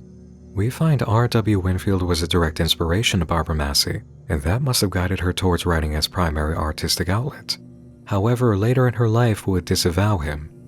Unexpected addition. Does Penny know why Barbara did that? Massey's early writing was mostly unavailable to the public, but she began by writing stories or beauty magazines under a pen name. Fantasy fiction was common, helping hone a style and desire to do more storytelling in the genre. Eventually, Massey realized she'd had enough of writing similar material for similar outlets, and the periods of travel and exploration she'd accumulated drove her towards a story conveying those life experiences. This brought her towards developing the Deep Blue novels in her early 50s. As mentioned earlier, she made friends with a couple puppeteers who were the first artists contacted after Barbara was approached for a TV version of Dorothy Do. Again, it's noted that Echo Broadcasting gave her an unusual amount of creative control. Going into that further, Penny writes, Barbara helped to assist in puppeteering and some voice work for the show, but mainly sat at the helm of writing for the story. She was very strict with the rule that she was the only one allowed to write dialogue for Dorothy. It should be noted that this is common with creators. Barbara had a very intense connection with Dorothy Do, and this was reflected in the show as Dorothy having a fireside chat with Barbara at the end of each episode. The pair would discuss what Dorothy, and by extension the audience, had learned with her. Over time, Barbara did gain a talent for puppeteering and would occasionally assist in the operation of the Dorothy puppet. Barbara was notably an interesting person to work with, as attested by multiple accounts from over the years. She had a habit of getting what she wanted through cleverness and stubbornness in equal measure, and had no time for pencil pushers or corporate meddling. When she had an issue with the people upstairs, she would march up to their office and return soon after with nothing to say on the matter except, "We came to an agreement." Regardless, Barbara was a very warm and comforting personality to be around according to friends, and someone who always took the wheel of the ship and knew where to steer it. An enthusiastic creator who would make time to speak to anybody who wanted to talk about art. Effectively, Barbara Massey was a showrunner. It's unique, and for the time presented, uncommon. It's noted that her strong personality didn't go unchallenged by the more oppressive elements of society. In the early 60s, she was a target of the last few waves of the Red Scare, most likely due to her outspoken nature against the blacklisting of creatives. Despite the attempts to create controversy to unseat Barbara, she held firm and continued to make Dorothy Do right through to the end of the activity, and she was offered an apology from the soon-to-be disbanded committee. She did not publicly accept it and used chances on TV to mock the endeavor. The only other major note of Barbara's potency as a person comes from her meetings with Congress to advocate for better education with the Dorothy Do fan club in support. Once she was done with the show, she declared it done, oversaw the animated film release, and retired in North Carolina near the beach, peacefully passing away in later years surrounded by family. Barbara Massey's life in this record gives us no tragedy, no sudden inspiration of women in red, no industry tricks leading to demise. She was artistic, self-driven, confident, had a set of values, stood up against wrongdoing, advocated integrity in production and education, and led a peaceful exit into retirement, leaving behind a legacy. It was a life devoid of horror. Which brings us to one more character before our concluding section on this wing. It's about to get a lot more in line with good company for myself as we sit down with Winerva Woeful, scarecrow puppet horror host of the book-turned-TV show, Hallowed Halls. Be careful what you wish for. You never know who could be listening. Hallowed Halls was a series of horror novels written by Jeffrey H. Klein and illustrated by his wife Deborah H. Klein. The books were episodic in nature, with each story focusing on a new child facing some sort of horror. These horrors range from mutant butterfly people sucking out someone's brain, to a story about killer curtains that strangled whoever came too close. The tales were anywhere from decently written to laughably ridiculous. What made them stand out was the imagination of the author's inventive creatures and the books being aimed towards a young audience. Among the cacophony of butterfly men, killer curtains, mutant hummingbirds, and evil closets from outer space, one creature would emerge as the face of the series. This creature was Winerva Woeful, a scarecrow puppet that could tell the future. Her powers came with a drawback for those who sought them out, as the visions she described would be so far into the future that it drove the seeker mad. When the books were adapted into a TV show, Winerva's story would be among the first of many episodes. Through her creepy portrayal, she became one of the most infamous characters of the series. In future seasons, she would be the face, returning for more books written in the wake of the TV adaptations such as Winerva Walks at Dusk and The Destiny of 50,000 Wakes. The pictures you see here are a much less sinister version of her puppet donated to the Winfield Library, which would be used for reading time with children around October. Jeffrey has referred to Winerva as being an ambassador of horror for children, eager to delight in the horrific and strange, but knowing when to pull the escape lever so nobody gets hurt. She was also described by his wife as never being malicious, but always warning, showing children's parents, as the victims of these books tended to be adults, horrific visions of awful fates that may lay in store if they don't change their ways. Thus, she serves as a fairy tale archetype, always eager to scare, but for a noble purpose and never to cause permanent harm. As you might have guessed, Winerva's my kind of person. I salute you, Miss Woeful. In the Creative Archives, Winerva only has one item, a poster for the Hallowed Halls movie, which takes on a staple of horror storytelling, the anthology. And now, speaking of scary things, let's dive into the mystery introduced in Penny's updates, Miss Hecate. Hi friends, Penny here. I felt that reading the below article in conjunction with this page would be important to understanding our work on Hecate. So let's look there first. Try your luck on a flavor you won't forget. Hecate cigarettes, 20 for 20 cents. Although Miss Hecate appears in various pieces of art, we've been hard-pressed to find details about her creation, what studio was responsible for her animations, and so on. For a character with such a large body of work, she is frustratingly difficult to learn about. She is one of the reasons we founded the Pendog Creative Library, to figure out just what the story is behind this mysterious character. Accounts of her carry on well into the 30s, but at this time, artistic depictions go no earlier than the 50s. Even then, much work was done just for the scraps of a story we are determined to put together.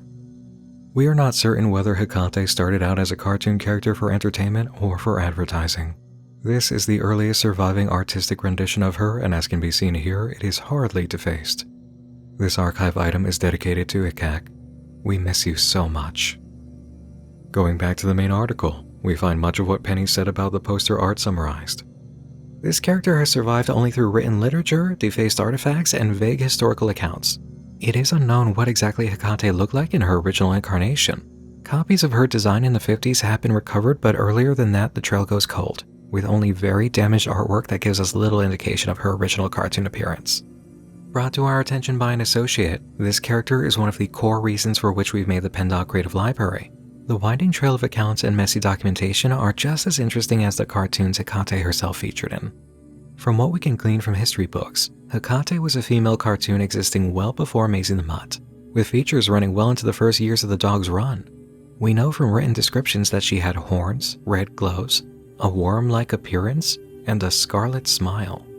In songs documented from her old cartoons, she was described as having a personality like corpse flesh with the skin tone to boot. However, after this point, accounts regarding her become very hard to find. There are clues indicating a very storied history, and as we find them and verify this information, we will excitedly relay our findings to you. At the moment, we only have a single very poorly maintained voice line of Hecate. We feel that regardless of the terrible condition it has been retrieved in, you are entitled to a listen. You may have noticed the image above the voice line is bubbling. No, it's most likely not meant to do that. As for the voice line,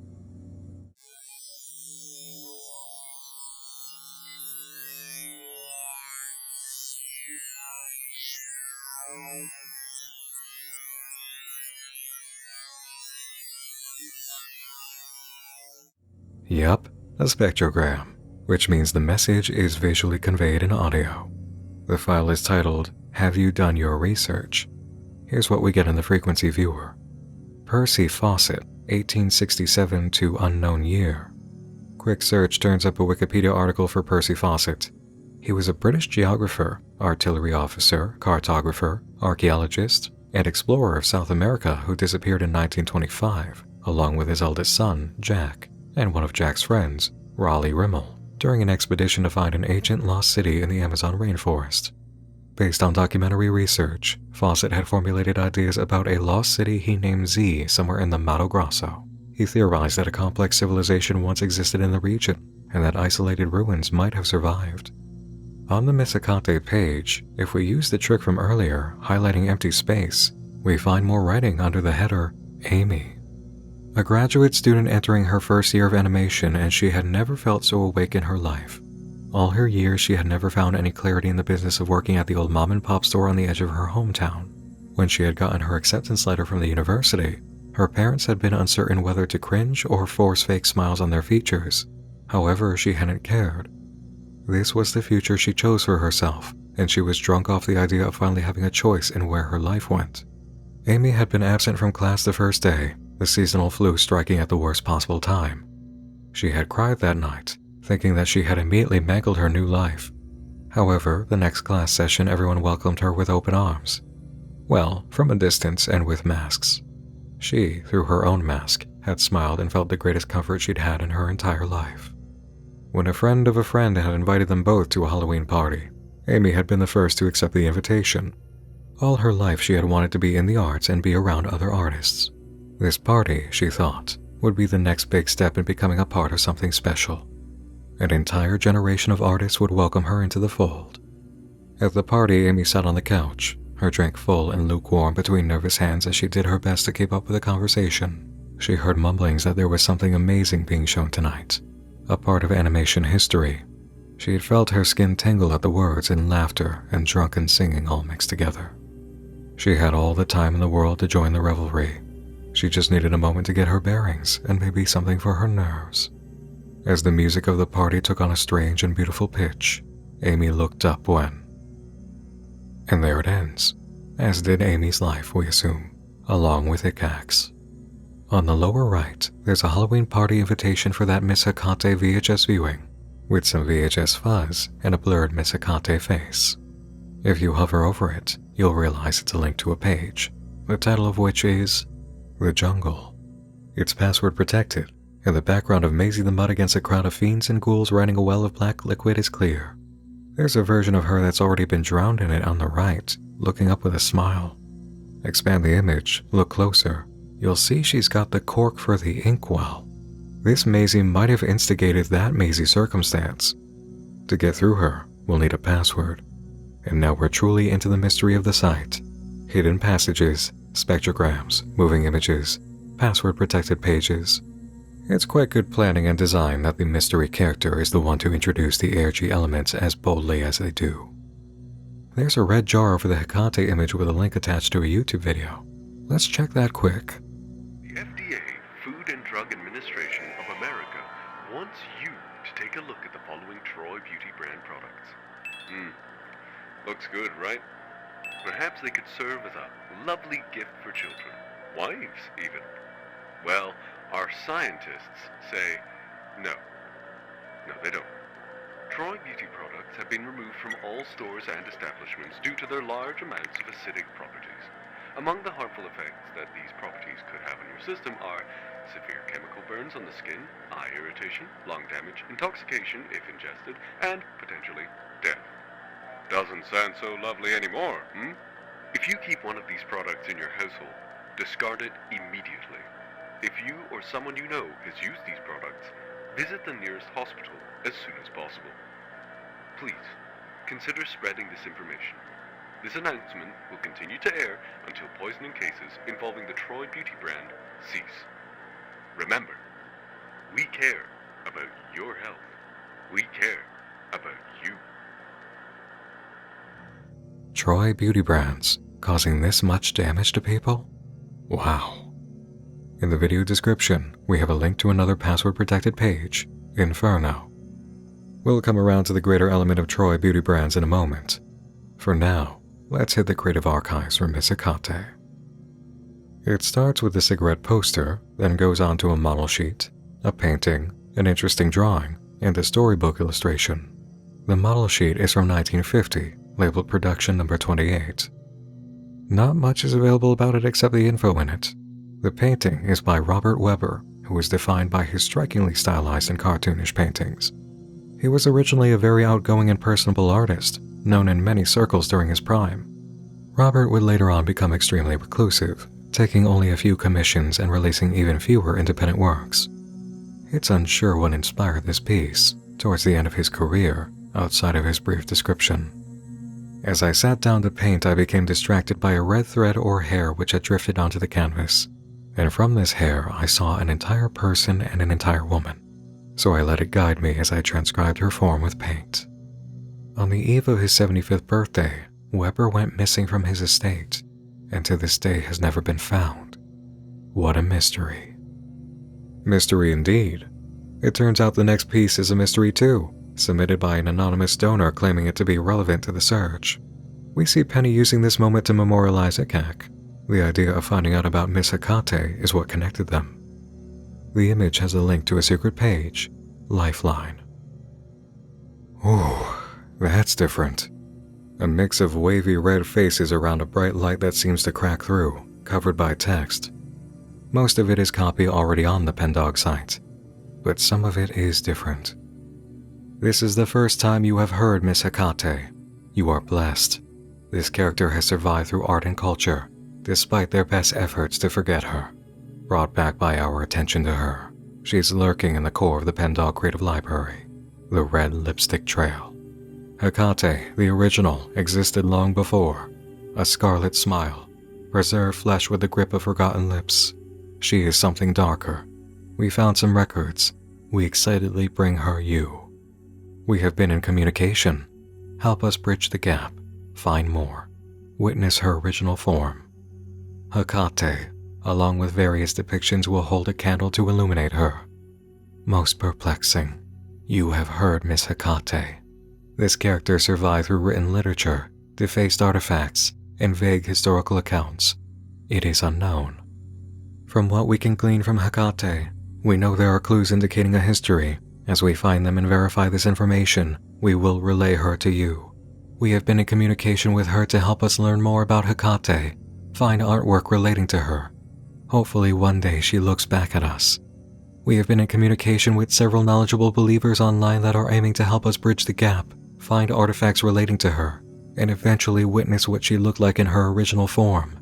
At the moment we have a single holy artifact from Hecate, along with various scraps of engravings and depictions that sadly don't hold a candle to her original magnificence. There are other edits and new bits of text, but conveying much of the same ideas as above. At the bottom of the page, hidden is a sound file, with speech in reverse.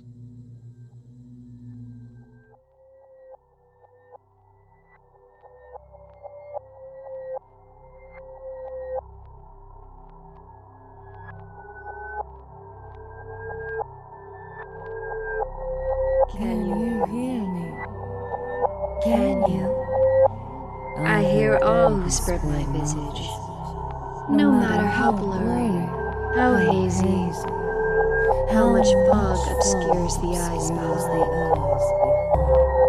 Can you hear me? How will you aid me?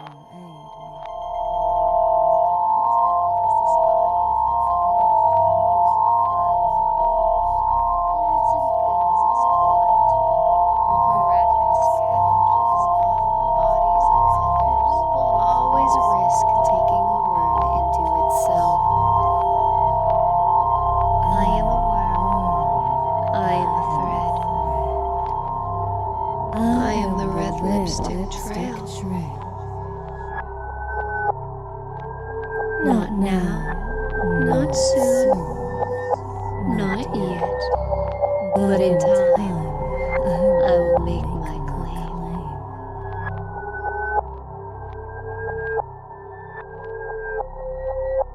Close your eyes and think of red. Think of the red. Wait for my call.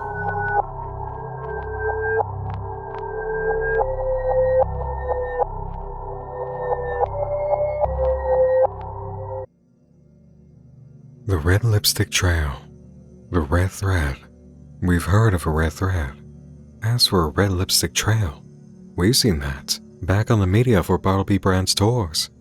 I'm guessing we'll find more moments of that as we go along. Back to Miss Hecate's archive, there's the storybook, submitted to Pendog with many missing pages.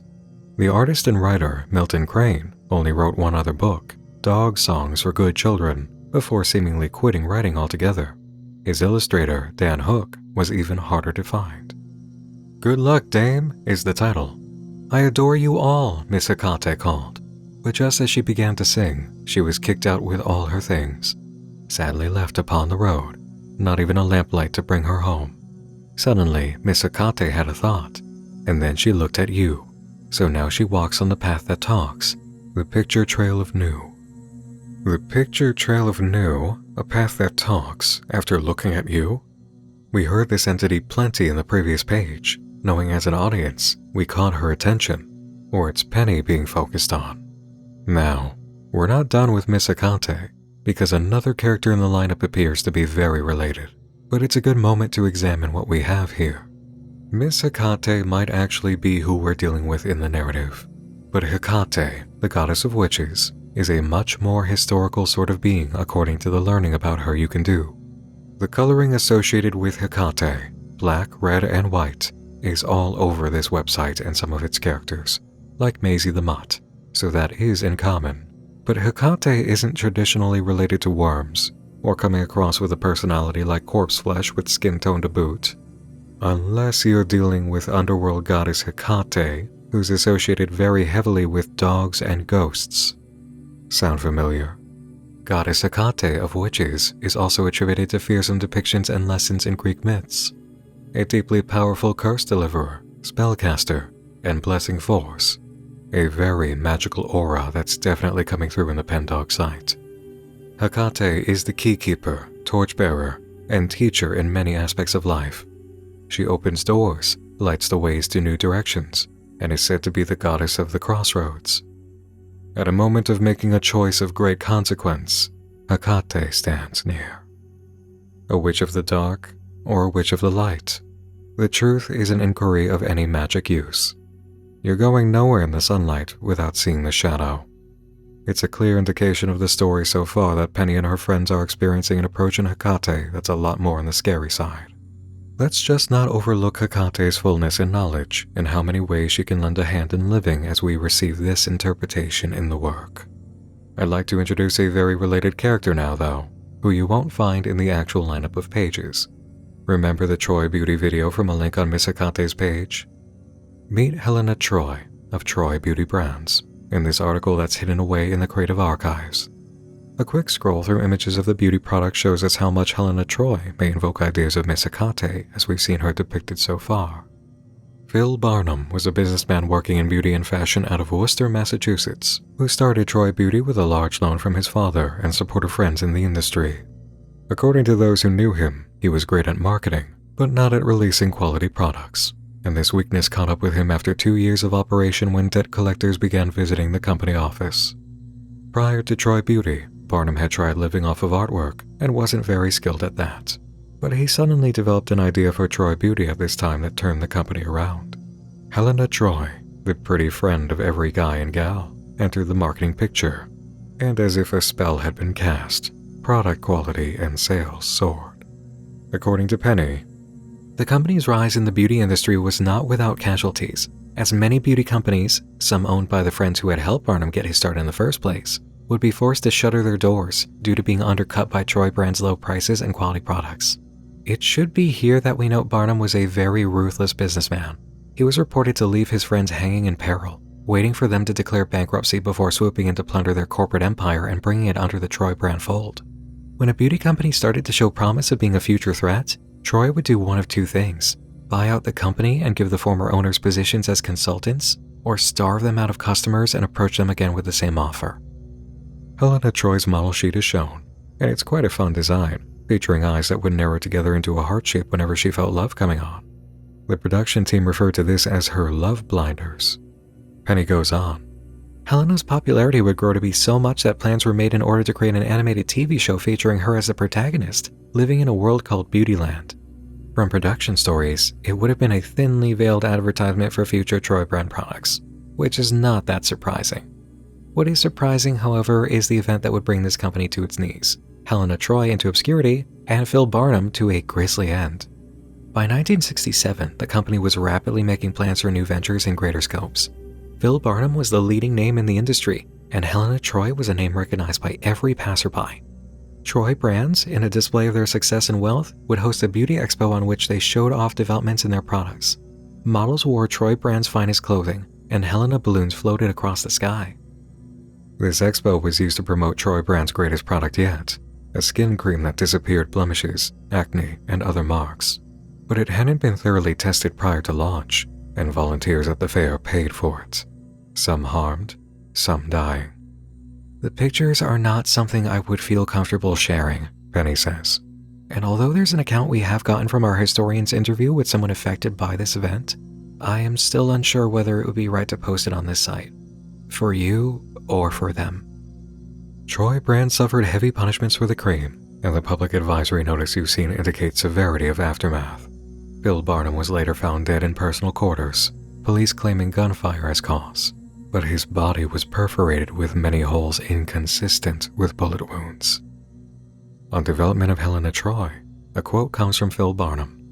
"I was under a lot of pressure. I was desperate to make the company work or I'd be strung up by debt holders and other folks. However, under all that pressure, an idea wormed its way into my brain.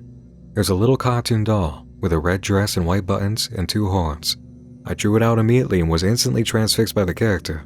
This, I thought, this is what will save my company." Penny adds, "Knowing Barnum's history of lying and sabotage, I'm not sure how much of his account we can believe. I can't help but notice his use of the word worming. Knowing Hecate's 1930s appearance was documented as being worm-like, I wonder if he was hinting at the inspiration behind Helena."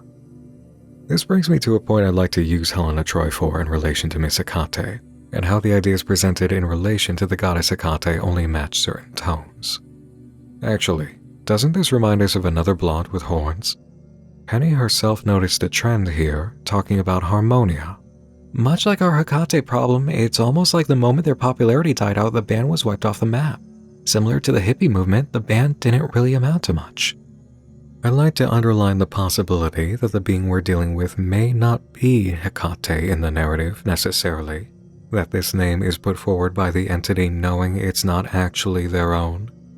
Time may give us evidence for or against this argument. It may simply be that Pendog Creative Library wants to do a very specific interpretation of Goddess Hecate with very specific attributions. And I think that concludes our character lineup. It's a colorful cast for sure, very... hold on. I nearly cut this one out of the picture. Yeah, it's an interesting inclusion, courtesy of Penny. Slishy Slasher, Jayne Prell's infamous character, who would feature in several of her later works and was typically depicted in abstract nightmarish landscapes, either being tormented by them or being the perpetrator of the events within them. Slishy Slasher and Jayne Prell are included in the Pendog Creative Library on a personal note. This is a character who never truly got much of a crowd online. Penny writes, "What we know comes from rumor, gossip, and vague accounts of Prell's own words. The Slishy Slasher was a manifestation or metaphor for her borderline personality disorder and her struggles with it. But what the character's motivations were, what her end goals were, and the past she endured are unknown. However, with the current work on the restoration of the Stars in Blue storybook, based on the notes left behind by Prell, this character's history should hopefully be revealed in time. The Slishy Slasher was often depicted by Jayne as a murderous tall woman, with an abstract swarm of arms at her employ that she would use to chop up puppets, people, and ideas while grinning a scarlet smile. She was depicted doing this in a very casual way, her human arms typically stuffed in her pockets and herself leaning to the side while her additional arms went to work chopping and slicing away with straight razors. However, in her later work, this murderous agenda would be changed into something a bit more abstract, cutting the ribbons of people and breaking them apart. This could have been a more elegant metaphor for destroying relationships via cutting the red thread of destiny. Based on the notes we have recovered from Jayne's digital footprint, we can discern the slasher was a deeply unhappy and jealous individual. Her early drawings of the character would have them demanding people to look at them, and muttering jealous bile and insults at her targets. It's no wonder that people took the drawings personally and ostracized the artist. However, I can't help but feel that, messy and poorly explained as they were, these words were not directed at anyone but Jayne herself. A portrayal of how she perceived BPD was manifesting within herself. Simply put, the Slishy Slasher was a hateful depiction of the self from an extremely self-loathing individual that eventually became a self-fulfilling destiny. In later illustrations, planned or completed, and written notes, the character was described as eventually finding something other than the life she currently lived, which is very interesting to think about. This definitely matches what I've read of the Stars in Blue storybook, a work planned but never completed by Jayne Prell, which I am working with other artists to complete. In the drafts of the book, the slasher was described as eventually falling into another world, her story switching from horror, loneliness, and digging down to community, restorative justice, and mental wellness. Now, if you go to Jayne Prell's page, We have a full article Penny composed. Take heed before reading. We are traveling into an unhappy history with an unsatisfactory ending. Described as a digital illustrator, enthusiast for old cartoons, and intense horror fan, most of what can be learned about Jayne Prell is sourced from accounts of friends, acquaintances, and those affected by her. Penny and her associates of Jayne didn't want to ask her family. It was a creative upbringing, like many in the library. Much of her memorable work was around her 20th birthday. She loved Rubber Hose-style cartoons, body horror, grasping crowds of hands, and intensity of detail. The style focus was a course of about 3 years, in which she periodically uploaded and connected with other artists online. She enjoyed expressing love of abstract horror and artwork, and felt cartoons could be used for so much more in the genre than what they typically were. She would often write long, rambling threads about her desire for a slasher movie that starred a cartoon front and center as the antagonist. And yeah, you know what, Jayne? I get that. She'd move on to an art style inspired by the 50s UPA cartoon aesthetic, then express burnout.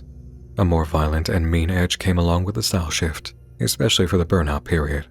Perhaps a way to relate the feelings, or stir up inspiration for energy to ground herself. As Penny recollects, Jayne was a very troubled individual, graduating university during quarantine and returning to what she described to friends as a stifling, awful suburban family home. She would become increasingly dependent on online communities for attention and human interaction. It was clear that the artist felt alone in her house, regularly preparing for the inevitability of homelessness or being forced into a group home by other family members. Her desire for connection led into a habit of clinging to other artists she admired online, immediately assuming them to be friends and getting extremely possessive and angry when she felt she was being abandoned for other relationships. Much of Penny's musing in the updates that introduced her relays empathy with this, the lonely life of an artist. We've also seen Penny express how she's left a stifling home environment herself. A whole 3 paragraphs follow here, next to an image of static. Clicking on it, nothing changes. Penny informs us Jayne became extremely difficult to be around, with a habit of lashing out verbally at those around her. Years of goodwill online exploded in 2023 as she began to cut away acquaintances and friends. It was an event I myself was vaguely aware of, but this was mainly through gossip and secondhand information from friends, Penny wrote. During this time, her most violent and bleak art would be made, with her infamous character the Slishy Slasher featuring amongst the most troubling of them. A big part, and controversy, of her new art was that it featured her cartoon killer slaughtering inanimate puppets. It was something that scared off a lot of people, but when questioned about it, she had multiple explanations behind the meaning of her art. According to her, she felt like a puppet in her household, as an autistic person who had let her life be written out for her and forced to play a specific role. The art was stated to be an expression of self-harm, hoping for someone to cut her strings. But on another account, she stated it to be a manifestation of her borderline personality disorder, a killer of relationships. No matter how troubled of a person she might be, she could be deeply unpleasant and had an aversion to responsibility. But some pity is earned, I think. As someone who pities her, I think I am obligated to archive her work as an artist. We can only speculate on what could have been if she just worked on herself more. By now, we can guess that Penny was one of the people in proximity to Jayne. Much of her updates alluded to the relationship they had, while they had one. You can guess why Jayne is included here at all, and it's not the idea of being an online curiosity. Slishy Slasher has a Creative Archives page with 5 entries. 2 have content warnings. In the wake of what we've examined so far, you might find Red Ribbon Club of interest. Here, we're shown many victims of her relationship killings, and how the crowd dwindles into red thread. Is there anywhere else on the site we've seen a mass of red faces? The land of shapes and fractals is quite visually investing. Penny informs us here. Her character is described as falling out of the world after becoming so weighed down by its grievances and her worsening as an individual. Perhaps meant to reflect how trapped the artist felt at the time and drawn as an escape valve into another world. Penny raises a question that may have come to you. Where is Jayne Prell today? Similar to her character in this piece, she may have just fallen through the cracks, another victim of abuse and neglect. Or maybe she found something that gave her life meaning outside of the internet? Penny raised. I like to think that's the case. The Consequence is a piece that's easier to read. Penny informs us it's an earlier work, commenting on Jayne's experience with BPD, the Slishy Slasher haunting her like an awful blue shadow. Prell often mentioned feeling like a literal killer due to her BPD. That when she ruined another relationship, it was just like killing someone because she'd never be able to interact with them again. Again, Prell seemed to have a very bleak view on things. In this drawing, you can see a self-depiction of her identity as a murderer, with her BPD clinging to it and constantly reminding her of her actions. Prell would constantly re-upload her works with different captions. The ones for this piece go as follows: the consequence, the realization, and I don't believe in second chances, I believe in punishment, I believe in justice. Definitely tougher stuff in this section, and I've not even opened the two with content warnings. It's not as if I can't show them, it's just... Hey, it's been a bit, right? Come here, let's sit down a moment. How long have we been walking around? An hour and a half at least? Characters. We've seen everyone in the banner, plus Slishy Slasher. History of their creators, studios, and a glimpse of the world events. As personal as Penny's updates were, having the histories of characters she's written about strike us in different echoing ways. Heartbreaking at times, inspiring at others. It's an achievement, isn't it? These characters, these histories, the imagination and the writing, the curation of it all, and the little ties that you start to see running through the different tales. Ties yet to be seen too, you must imagine. And isn't that thrilling? There's evidence of the unusual and mysterious here, and good to know, since it's not a classic kind of night for us without. And of course, I have the darker tour brochure for the library we've yet to use. I'm just trying to think if we should see anything else before going there. This whole place may be open to us, but I'm your visiting horror host, not the one who's living here. Let's go to the resident guide, Winerva Woeful. If you scroll down to the bottom of the page, you'll catch something on the lower right, a window. If you click, you'll find yourself in a haunted house, with 3 new episodes listed for Winerva's Scary Stories for Awful Brats.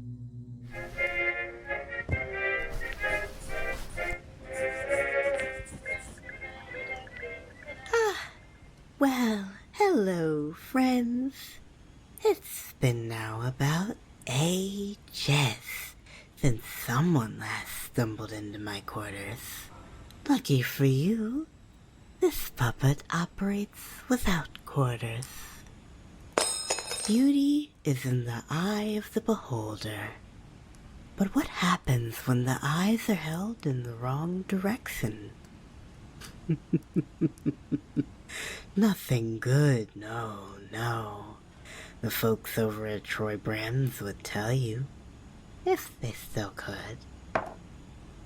In fact, that reminds me of a poem.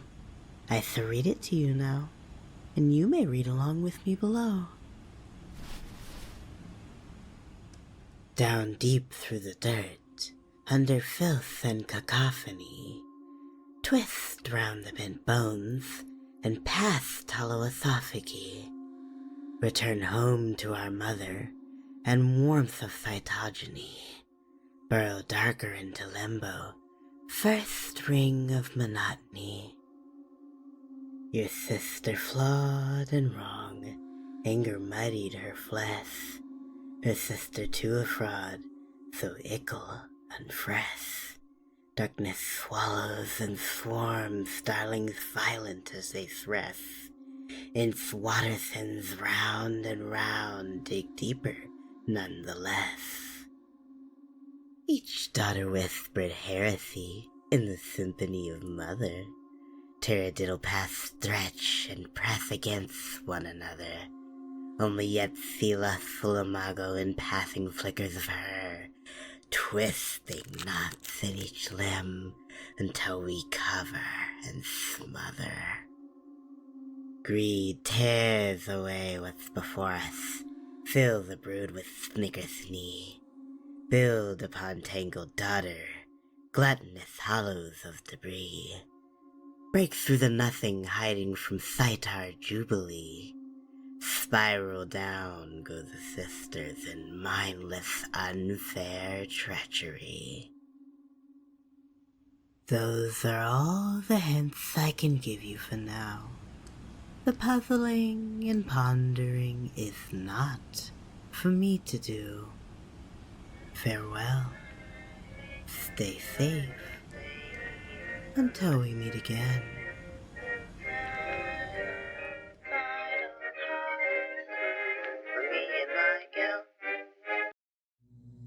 A puzzle pertaining to certain words in red. Makes you wonder, doesn't it? But of course the show goes on. Episode 2, Invitations, reads, "Oh, that Penny. Always changing the keys to her crying corner. Regardless, my advice remains the same. A different path this time, but the path to other secrets will be the solve. Long before mine, there were still children who gathered round the television set to watch and learn about their favorite puppet show. Clubs and paper dolls, now memories of another time. Though it's none of my business, of course, what other puppets do or who calls to them. The text beneath the images will never hold the answers. The worm, the rabbit, the sailor, and that blue ghoul. Focus on one before chasing another." Text beneath the images. Does she mean that literally? It'd be difficult to go about gathering text beneath images, wouldn't it? Unless... How to Dissect a Body. Winerva Woeful's helpful computer guide for lost souls. Libraries are wonderful places. They have books and stories and even computers you can borrow and use and learn from whenever you'd like. Computers are where the internet lives. Here are some fun things to do on the computer. Press the tab button again and again, and it will let you jump through pictures and sounds and interesting things. If you press Control and A at the same time, your computer will show you all the words it can find, even the things you can't see on your own. Time to really put on your detective hat. Right-click on your mouse, then select Inspect. Now you can see all the insides and guts of the website. If you hit the Delete button, you can even make things disappear. Be patient, be persistent. Those tricky things may need some convincing before they are truly erased. They don't feel pain. They're only things. Don't be afraid to hit them over and over until they disappear for good. Try digging through what pages you may find. You never know what could be hiding behind something else. Remember to keep an eye out for anything unusual. If something seems out of place, perhaps you simply need to look at it from another perspective. I hope you will learn something new. I hope you find what you're looking for. Be careful. Once done giving this guide, Winerva adds, Penny has the pattern. Her ever-changing personal permutation share code with whomever has the most recent propinquity. Penny's crying corner, Penny's pattern, ever-changing personal permutations. Is Winerva talking about the password-protected pages? Leave it to a horror host to hint at the subtle elements of a story. But now I've given the do-it-yourself toolkit, haven't I? Or, at least, Winerva and I did. The hidden text you've known about, but just how far does it spread? Are you willing to go hunting yourself and try your luck on those password-protected pages? It might be that there's a fair deal more than we turned over in the first tour. As you walk around, you've got the tools to see what else may come up. Blue Ghoul, maybe Slishy Slasher. I didn't show you those 2 art pieces yet, after all. I suppose it's up to you. 'cause it's time I take a moment to rest that's longer than a minute. What? You think, as a tour guide, I don't get to call for a midnight lunch? My throat's a little dry. I could use a bit of time to rest. You could use a bit of time to explore. I am going to take you on the second tour through the dark side of the library. Don't fret. But it's been years of doing massive marathon runs of things, and I would like to take just a brief rest to collect myself before we go on another hour-and-a-half walk, which, judging by my estimates, may go even longer than that. Pendog Creative Library surface-level exploration alone is a feat. A rich, inspired repository of creation, alternate history, and intrigue, with such intelligence about how art affects us and we affect art. You see the love of artistry, the thought involved in the lives of artists, business people and customers, studios and audiences, the intricacy of themes and ideas across the characters, their creators, and world events. The media items are a range of impressive and dedicated contributions, and the awareness of people, be it from Penny's side of the glass or someone like Ivan Hoth's, is never lost. And all that is evident throughout the site. There's such potency of effort here from Mirphy and the Pendog team. It's taken this much time and effort for me to go through half of its offerings so far. Imagine how much it took to build all of what you've seen, all of what we've read. The website coding, the designing, the music, the art, the puppets, and all the ARG material we haven't touched upon yet, still waiting in the dark side of the tour. And since we can't rack up a view count for the creative team in terms of direct support towards all that incredible work, allow me to do what a lot of museums choose to do with signs as you're walking around. Mirphy, the creator and director of Pendog, is making all of this come to fruition and contributing her own art as she's doing regular work in a job, taking commissions, and living while paying graduate loans. I have Mirphy to thank for the assets for Cabin Fever Dreams this year, the TV title sequence art, the CFD edition of the Night Mind Live Office, and the viewer screen for live streams. And she's still open for commissions, so if you want an artist of the quality you've seen at several points with deeply agreeable prices, here's Mirphy's commission sheet, and you can reach her via Blue Sky and Instagram at With Kinder Eyes. Anyone else whose work you enjoy in the project is listed in the project info page through About Us on the Pendog site. And if you want to directly support Mirphy in a way that really helps continuously and gives air to live, her coffee is right here. If you love Pendog Creative Library and the unity it brings artists and creative people, but Patreon is more your speed, you can literally support this project and its major efforts with just $3 a month. I mean, last time a bunch of you did that for a project like this, it was supporting Clown for Welcome Home, which immediately brought results we've been enjoying and celebrating for 2 years now. So I'd say it's more than worth it. When you empower creators and give a little gratitude for their art, thriving is the result. We've got the history to prove it, so please, do consider supporting Pendog Creative Library and the good it achieves. All relevant links are in the video description. This isn't quite it for tonight, everyone. We'll get walking again real soon. For now, though, my sincerest appreciation to all of you for waiting patiently for the first tour, all of you waiting for the second to begin as soon as I've caught my breath properly, and everyone on Patreon who supported this night and the Nightmind Index for new and emerging unfiction projects, which I've recently updated.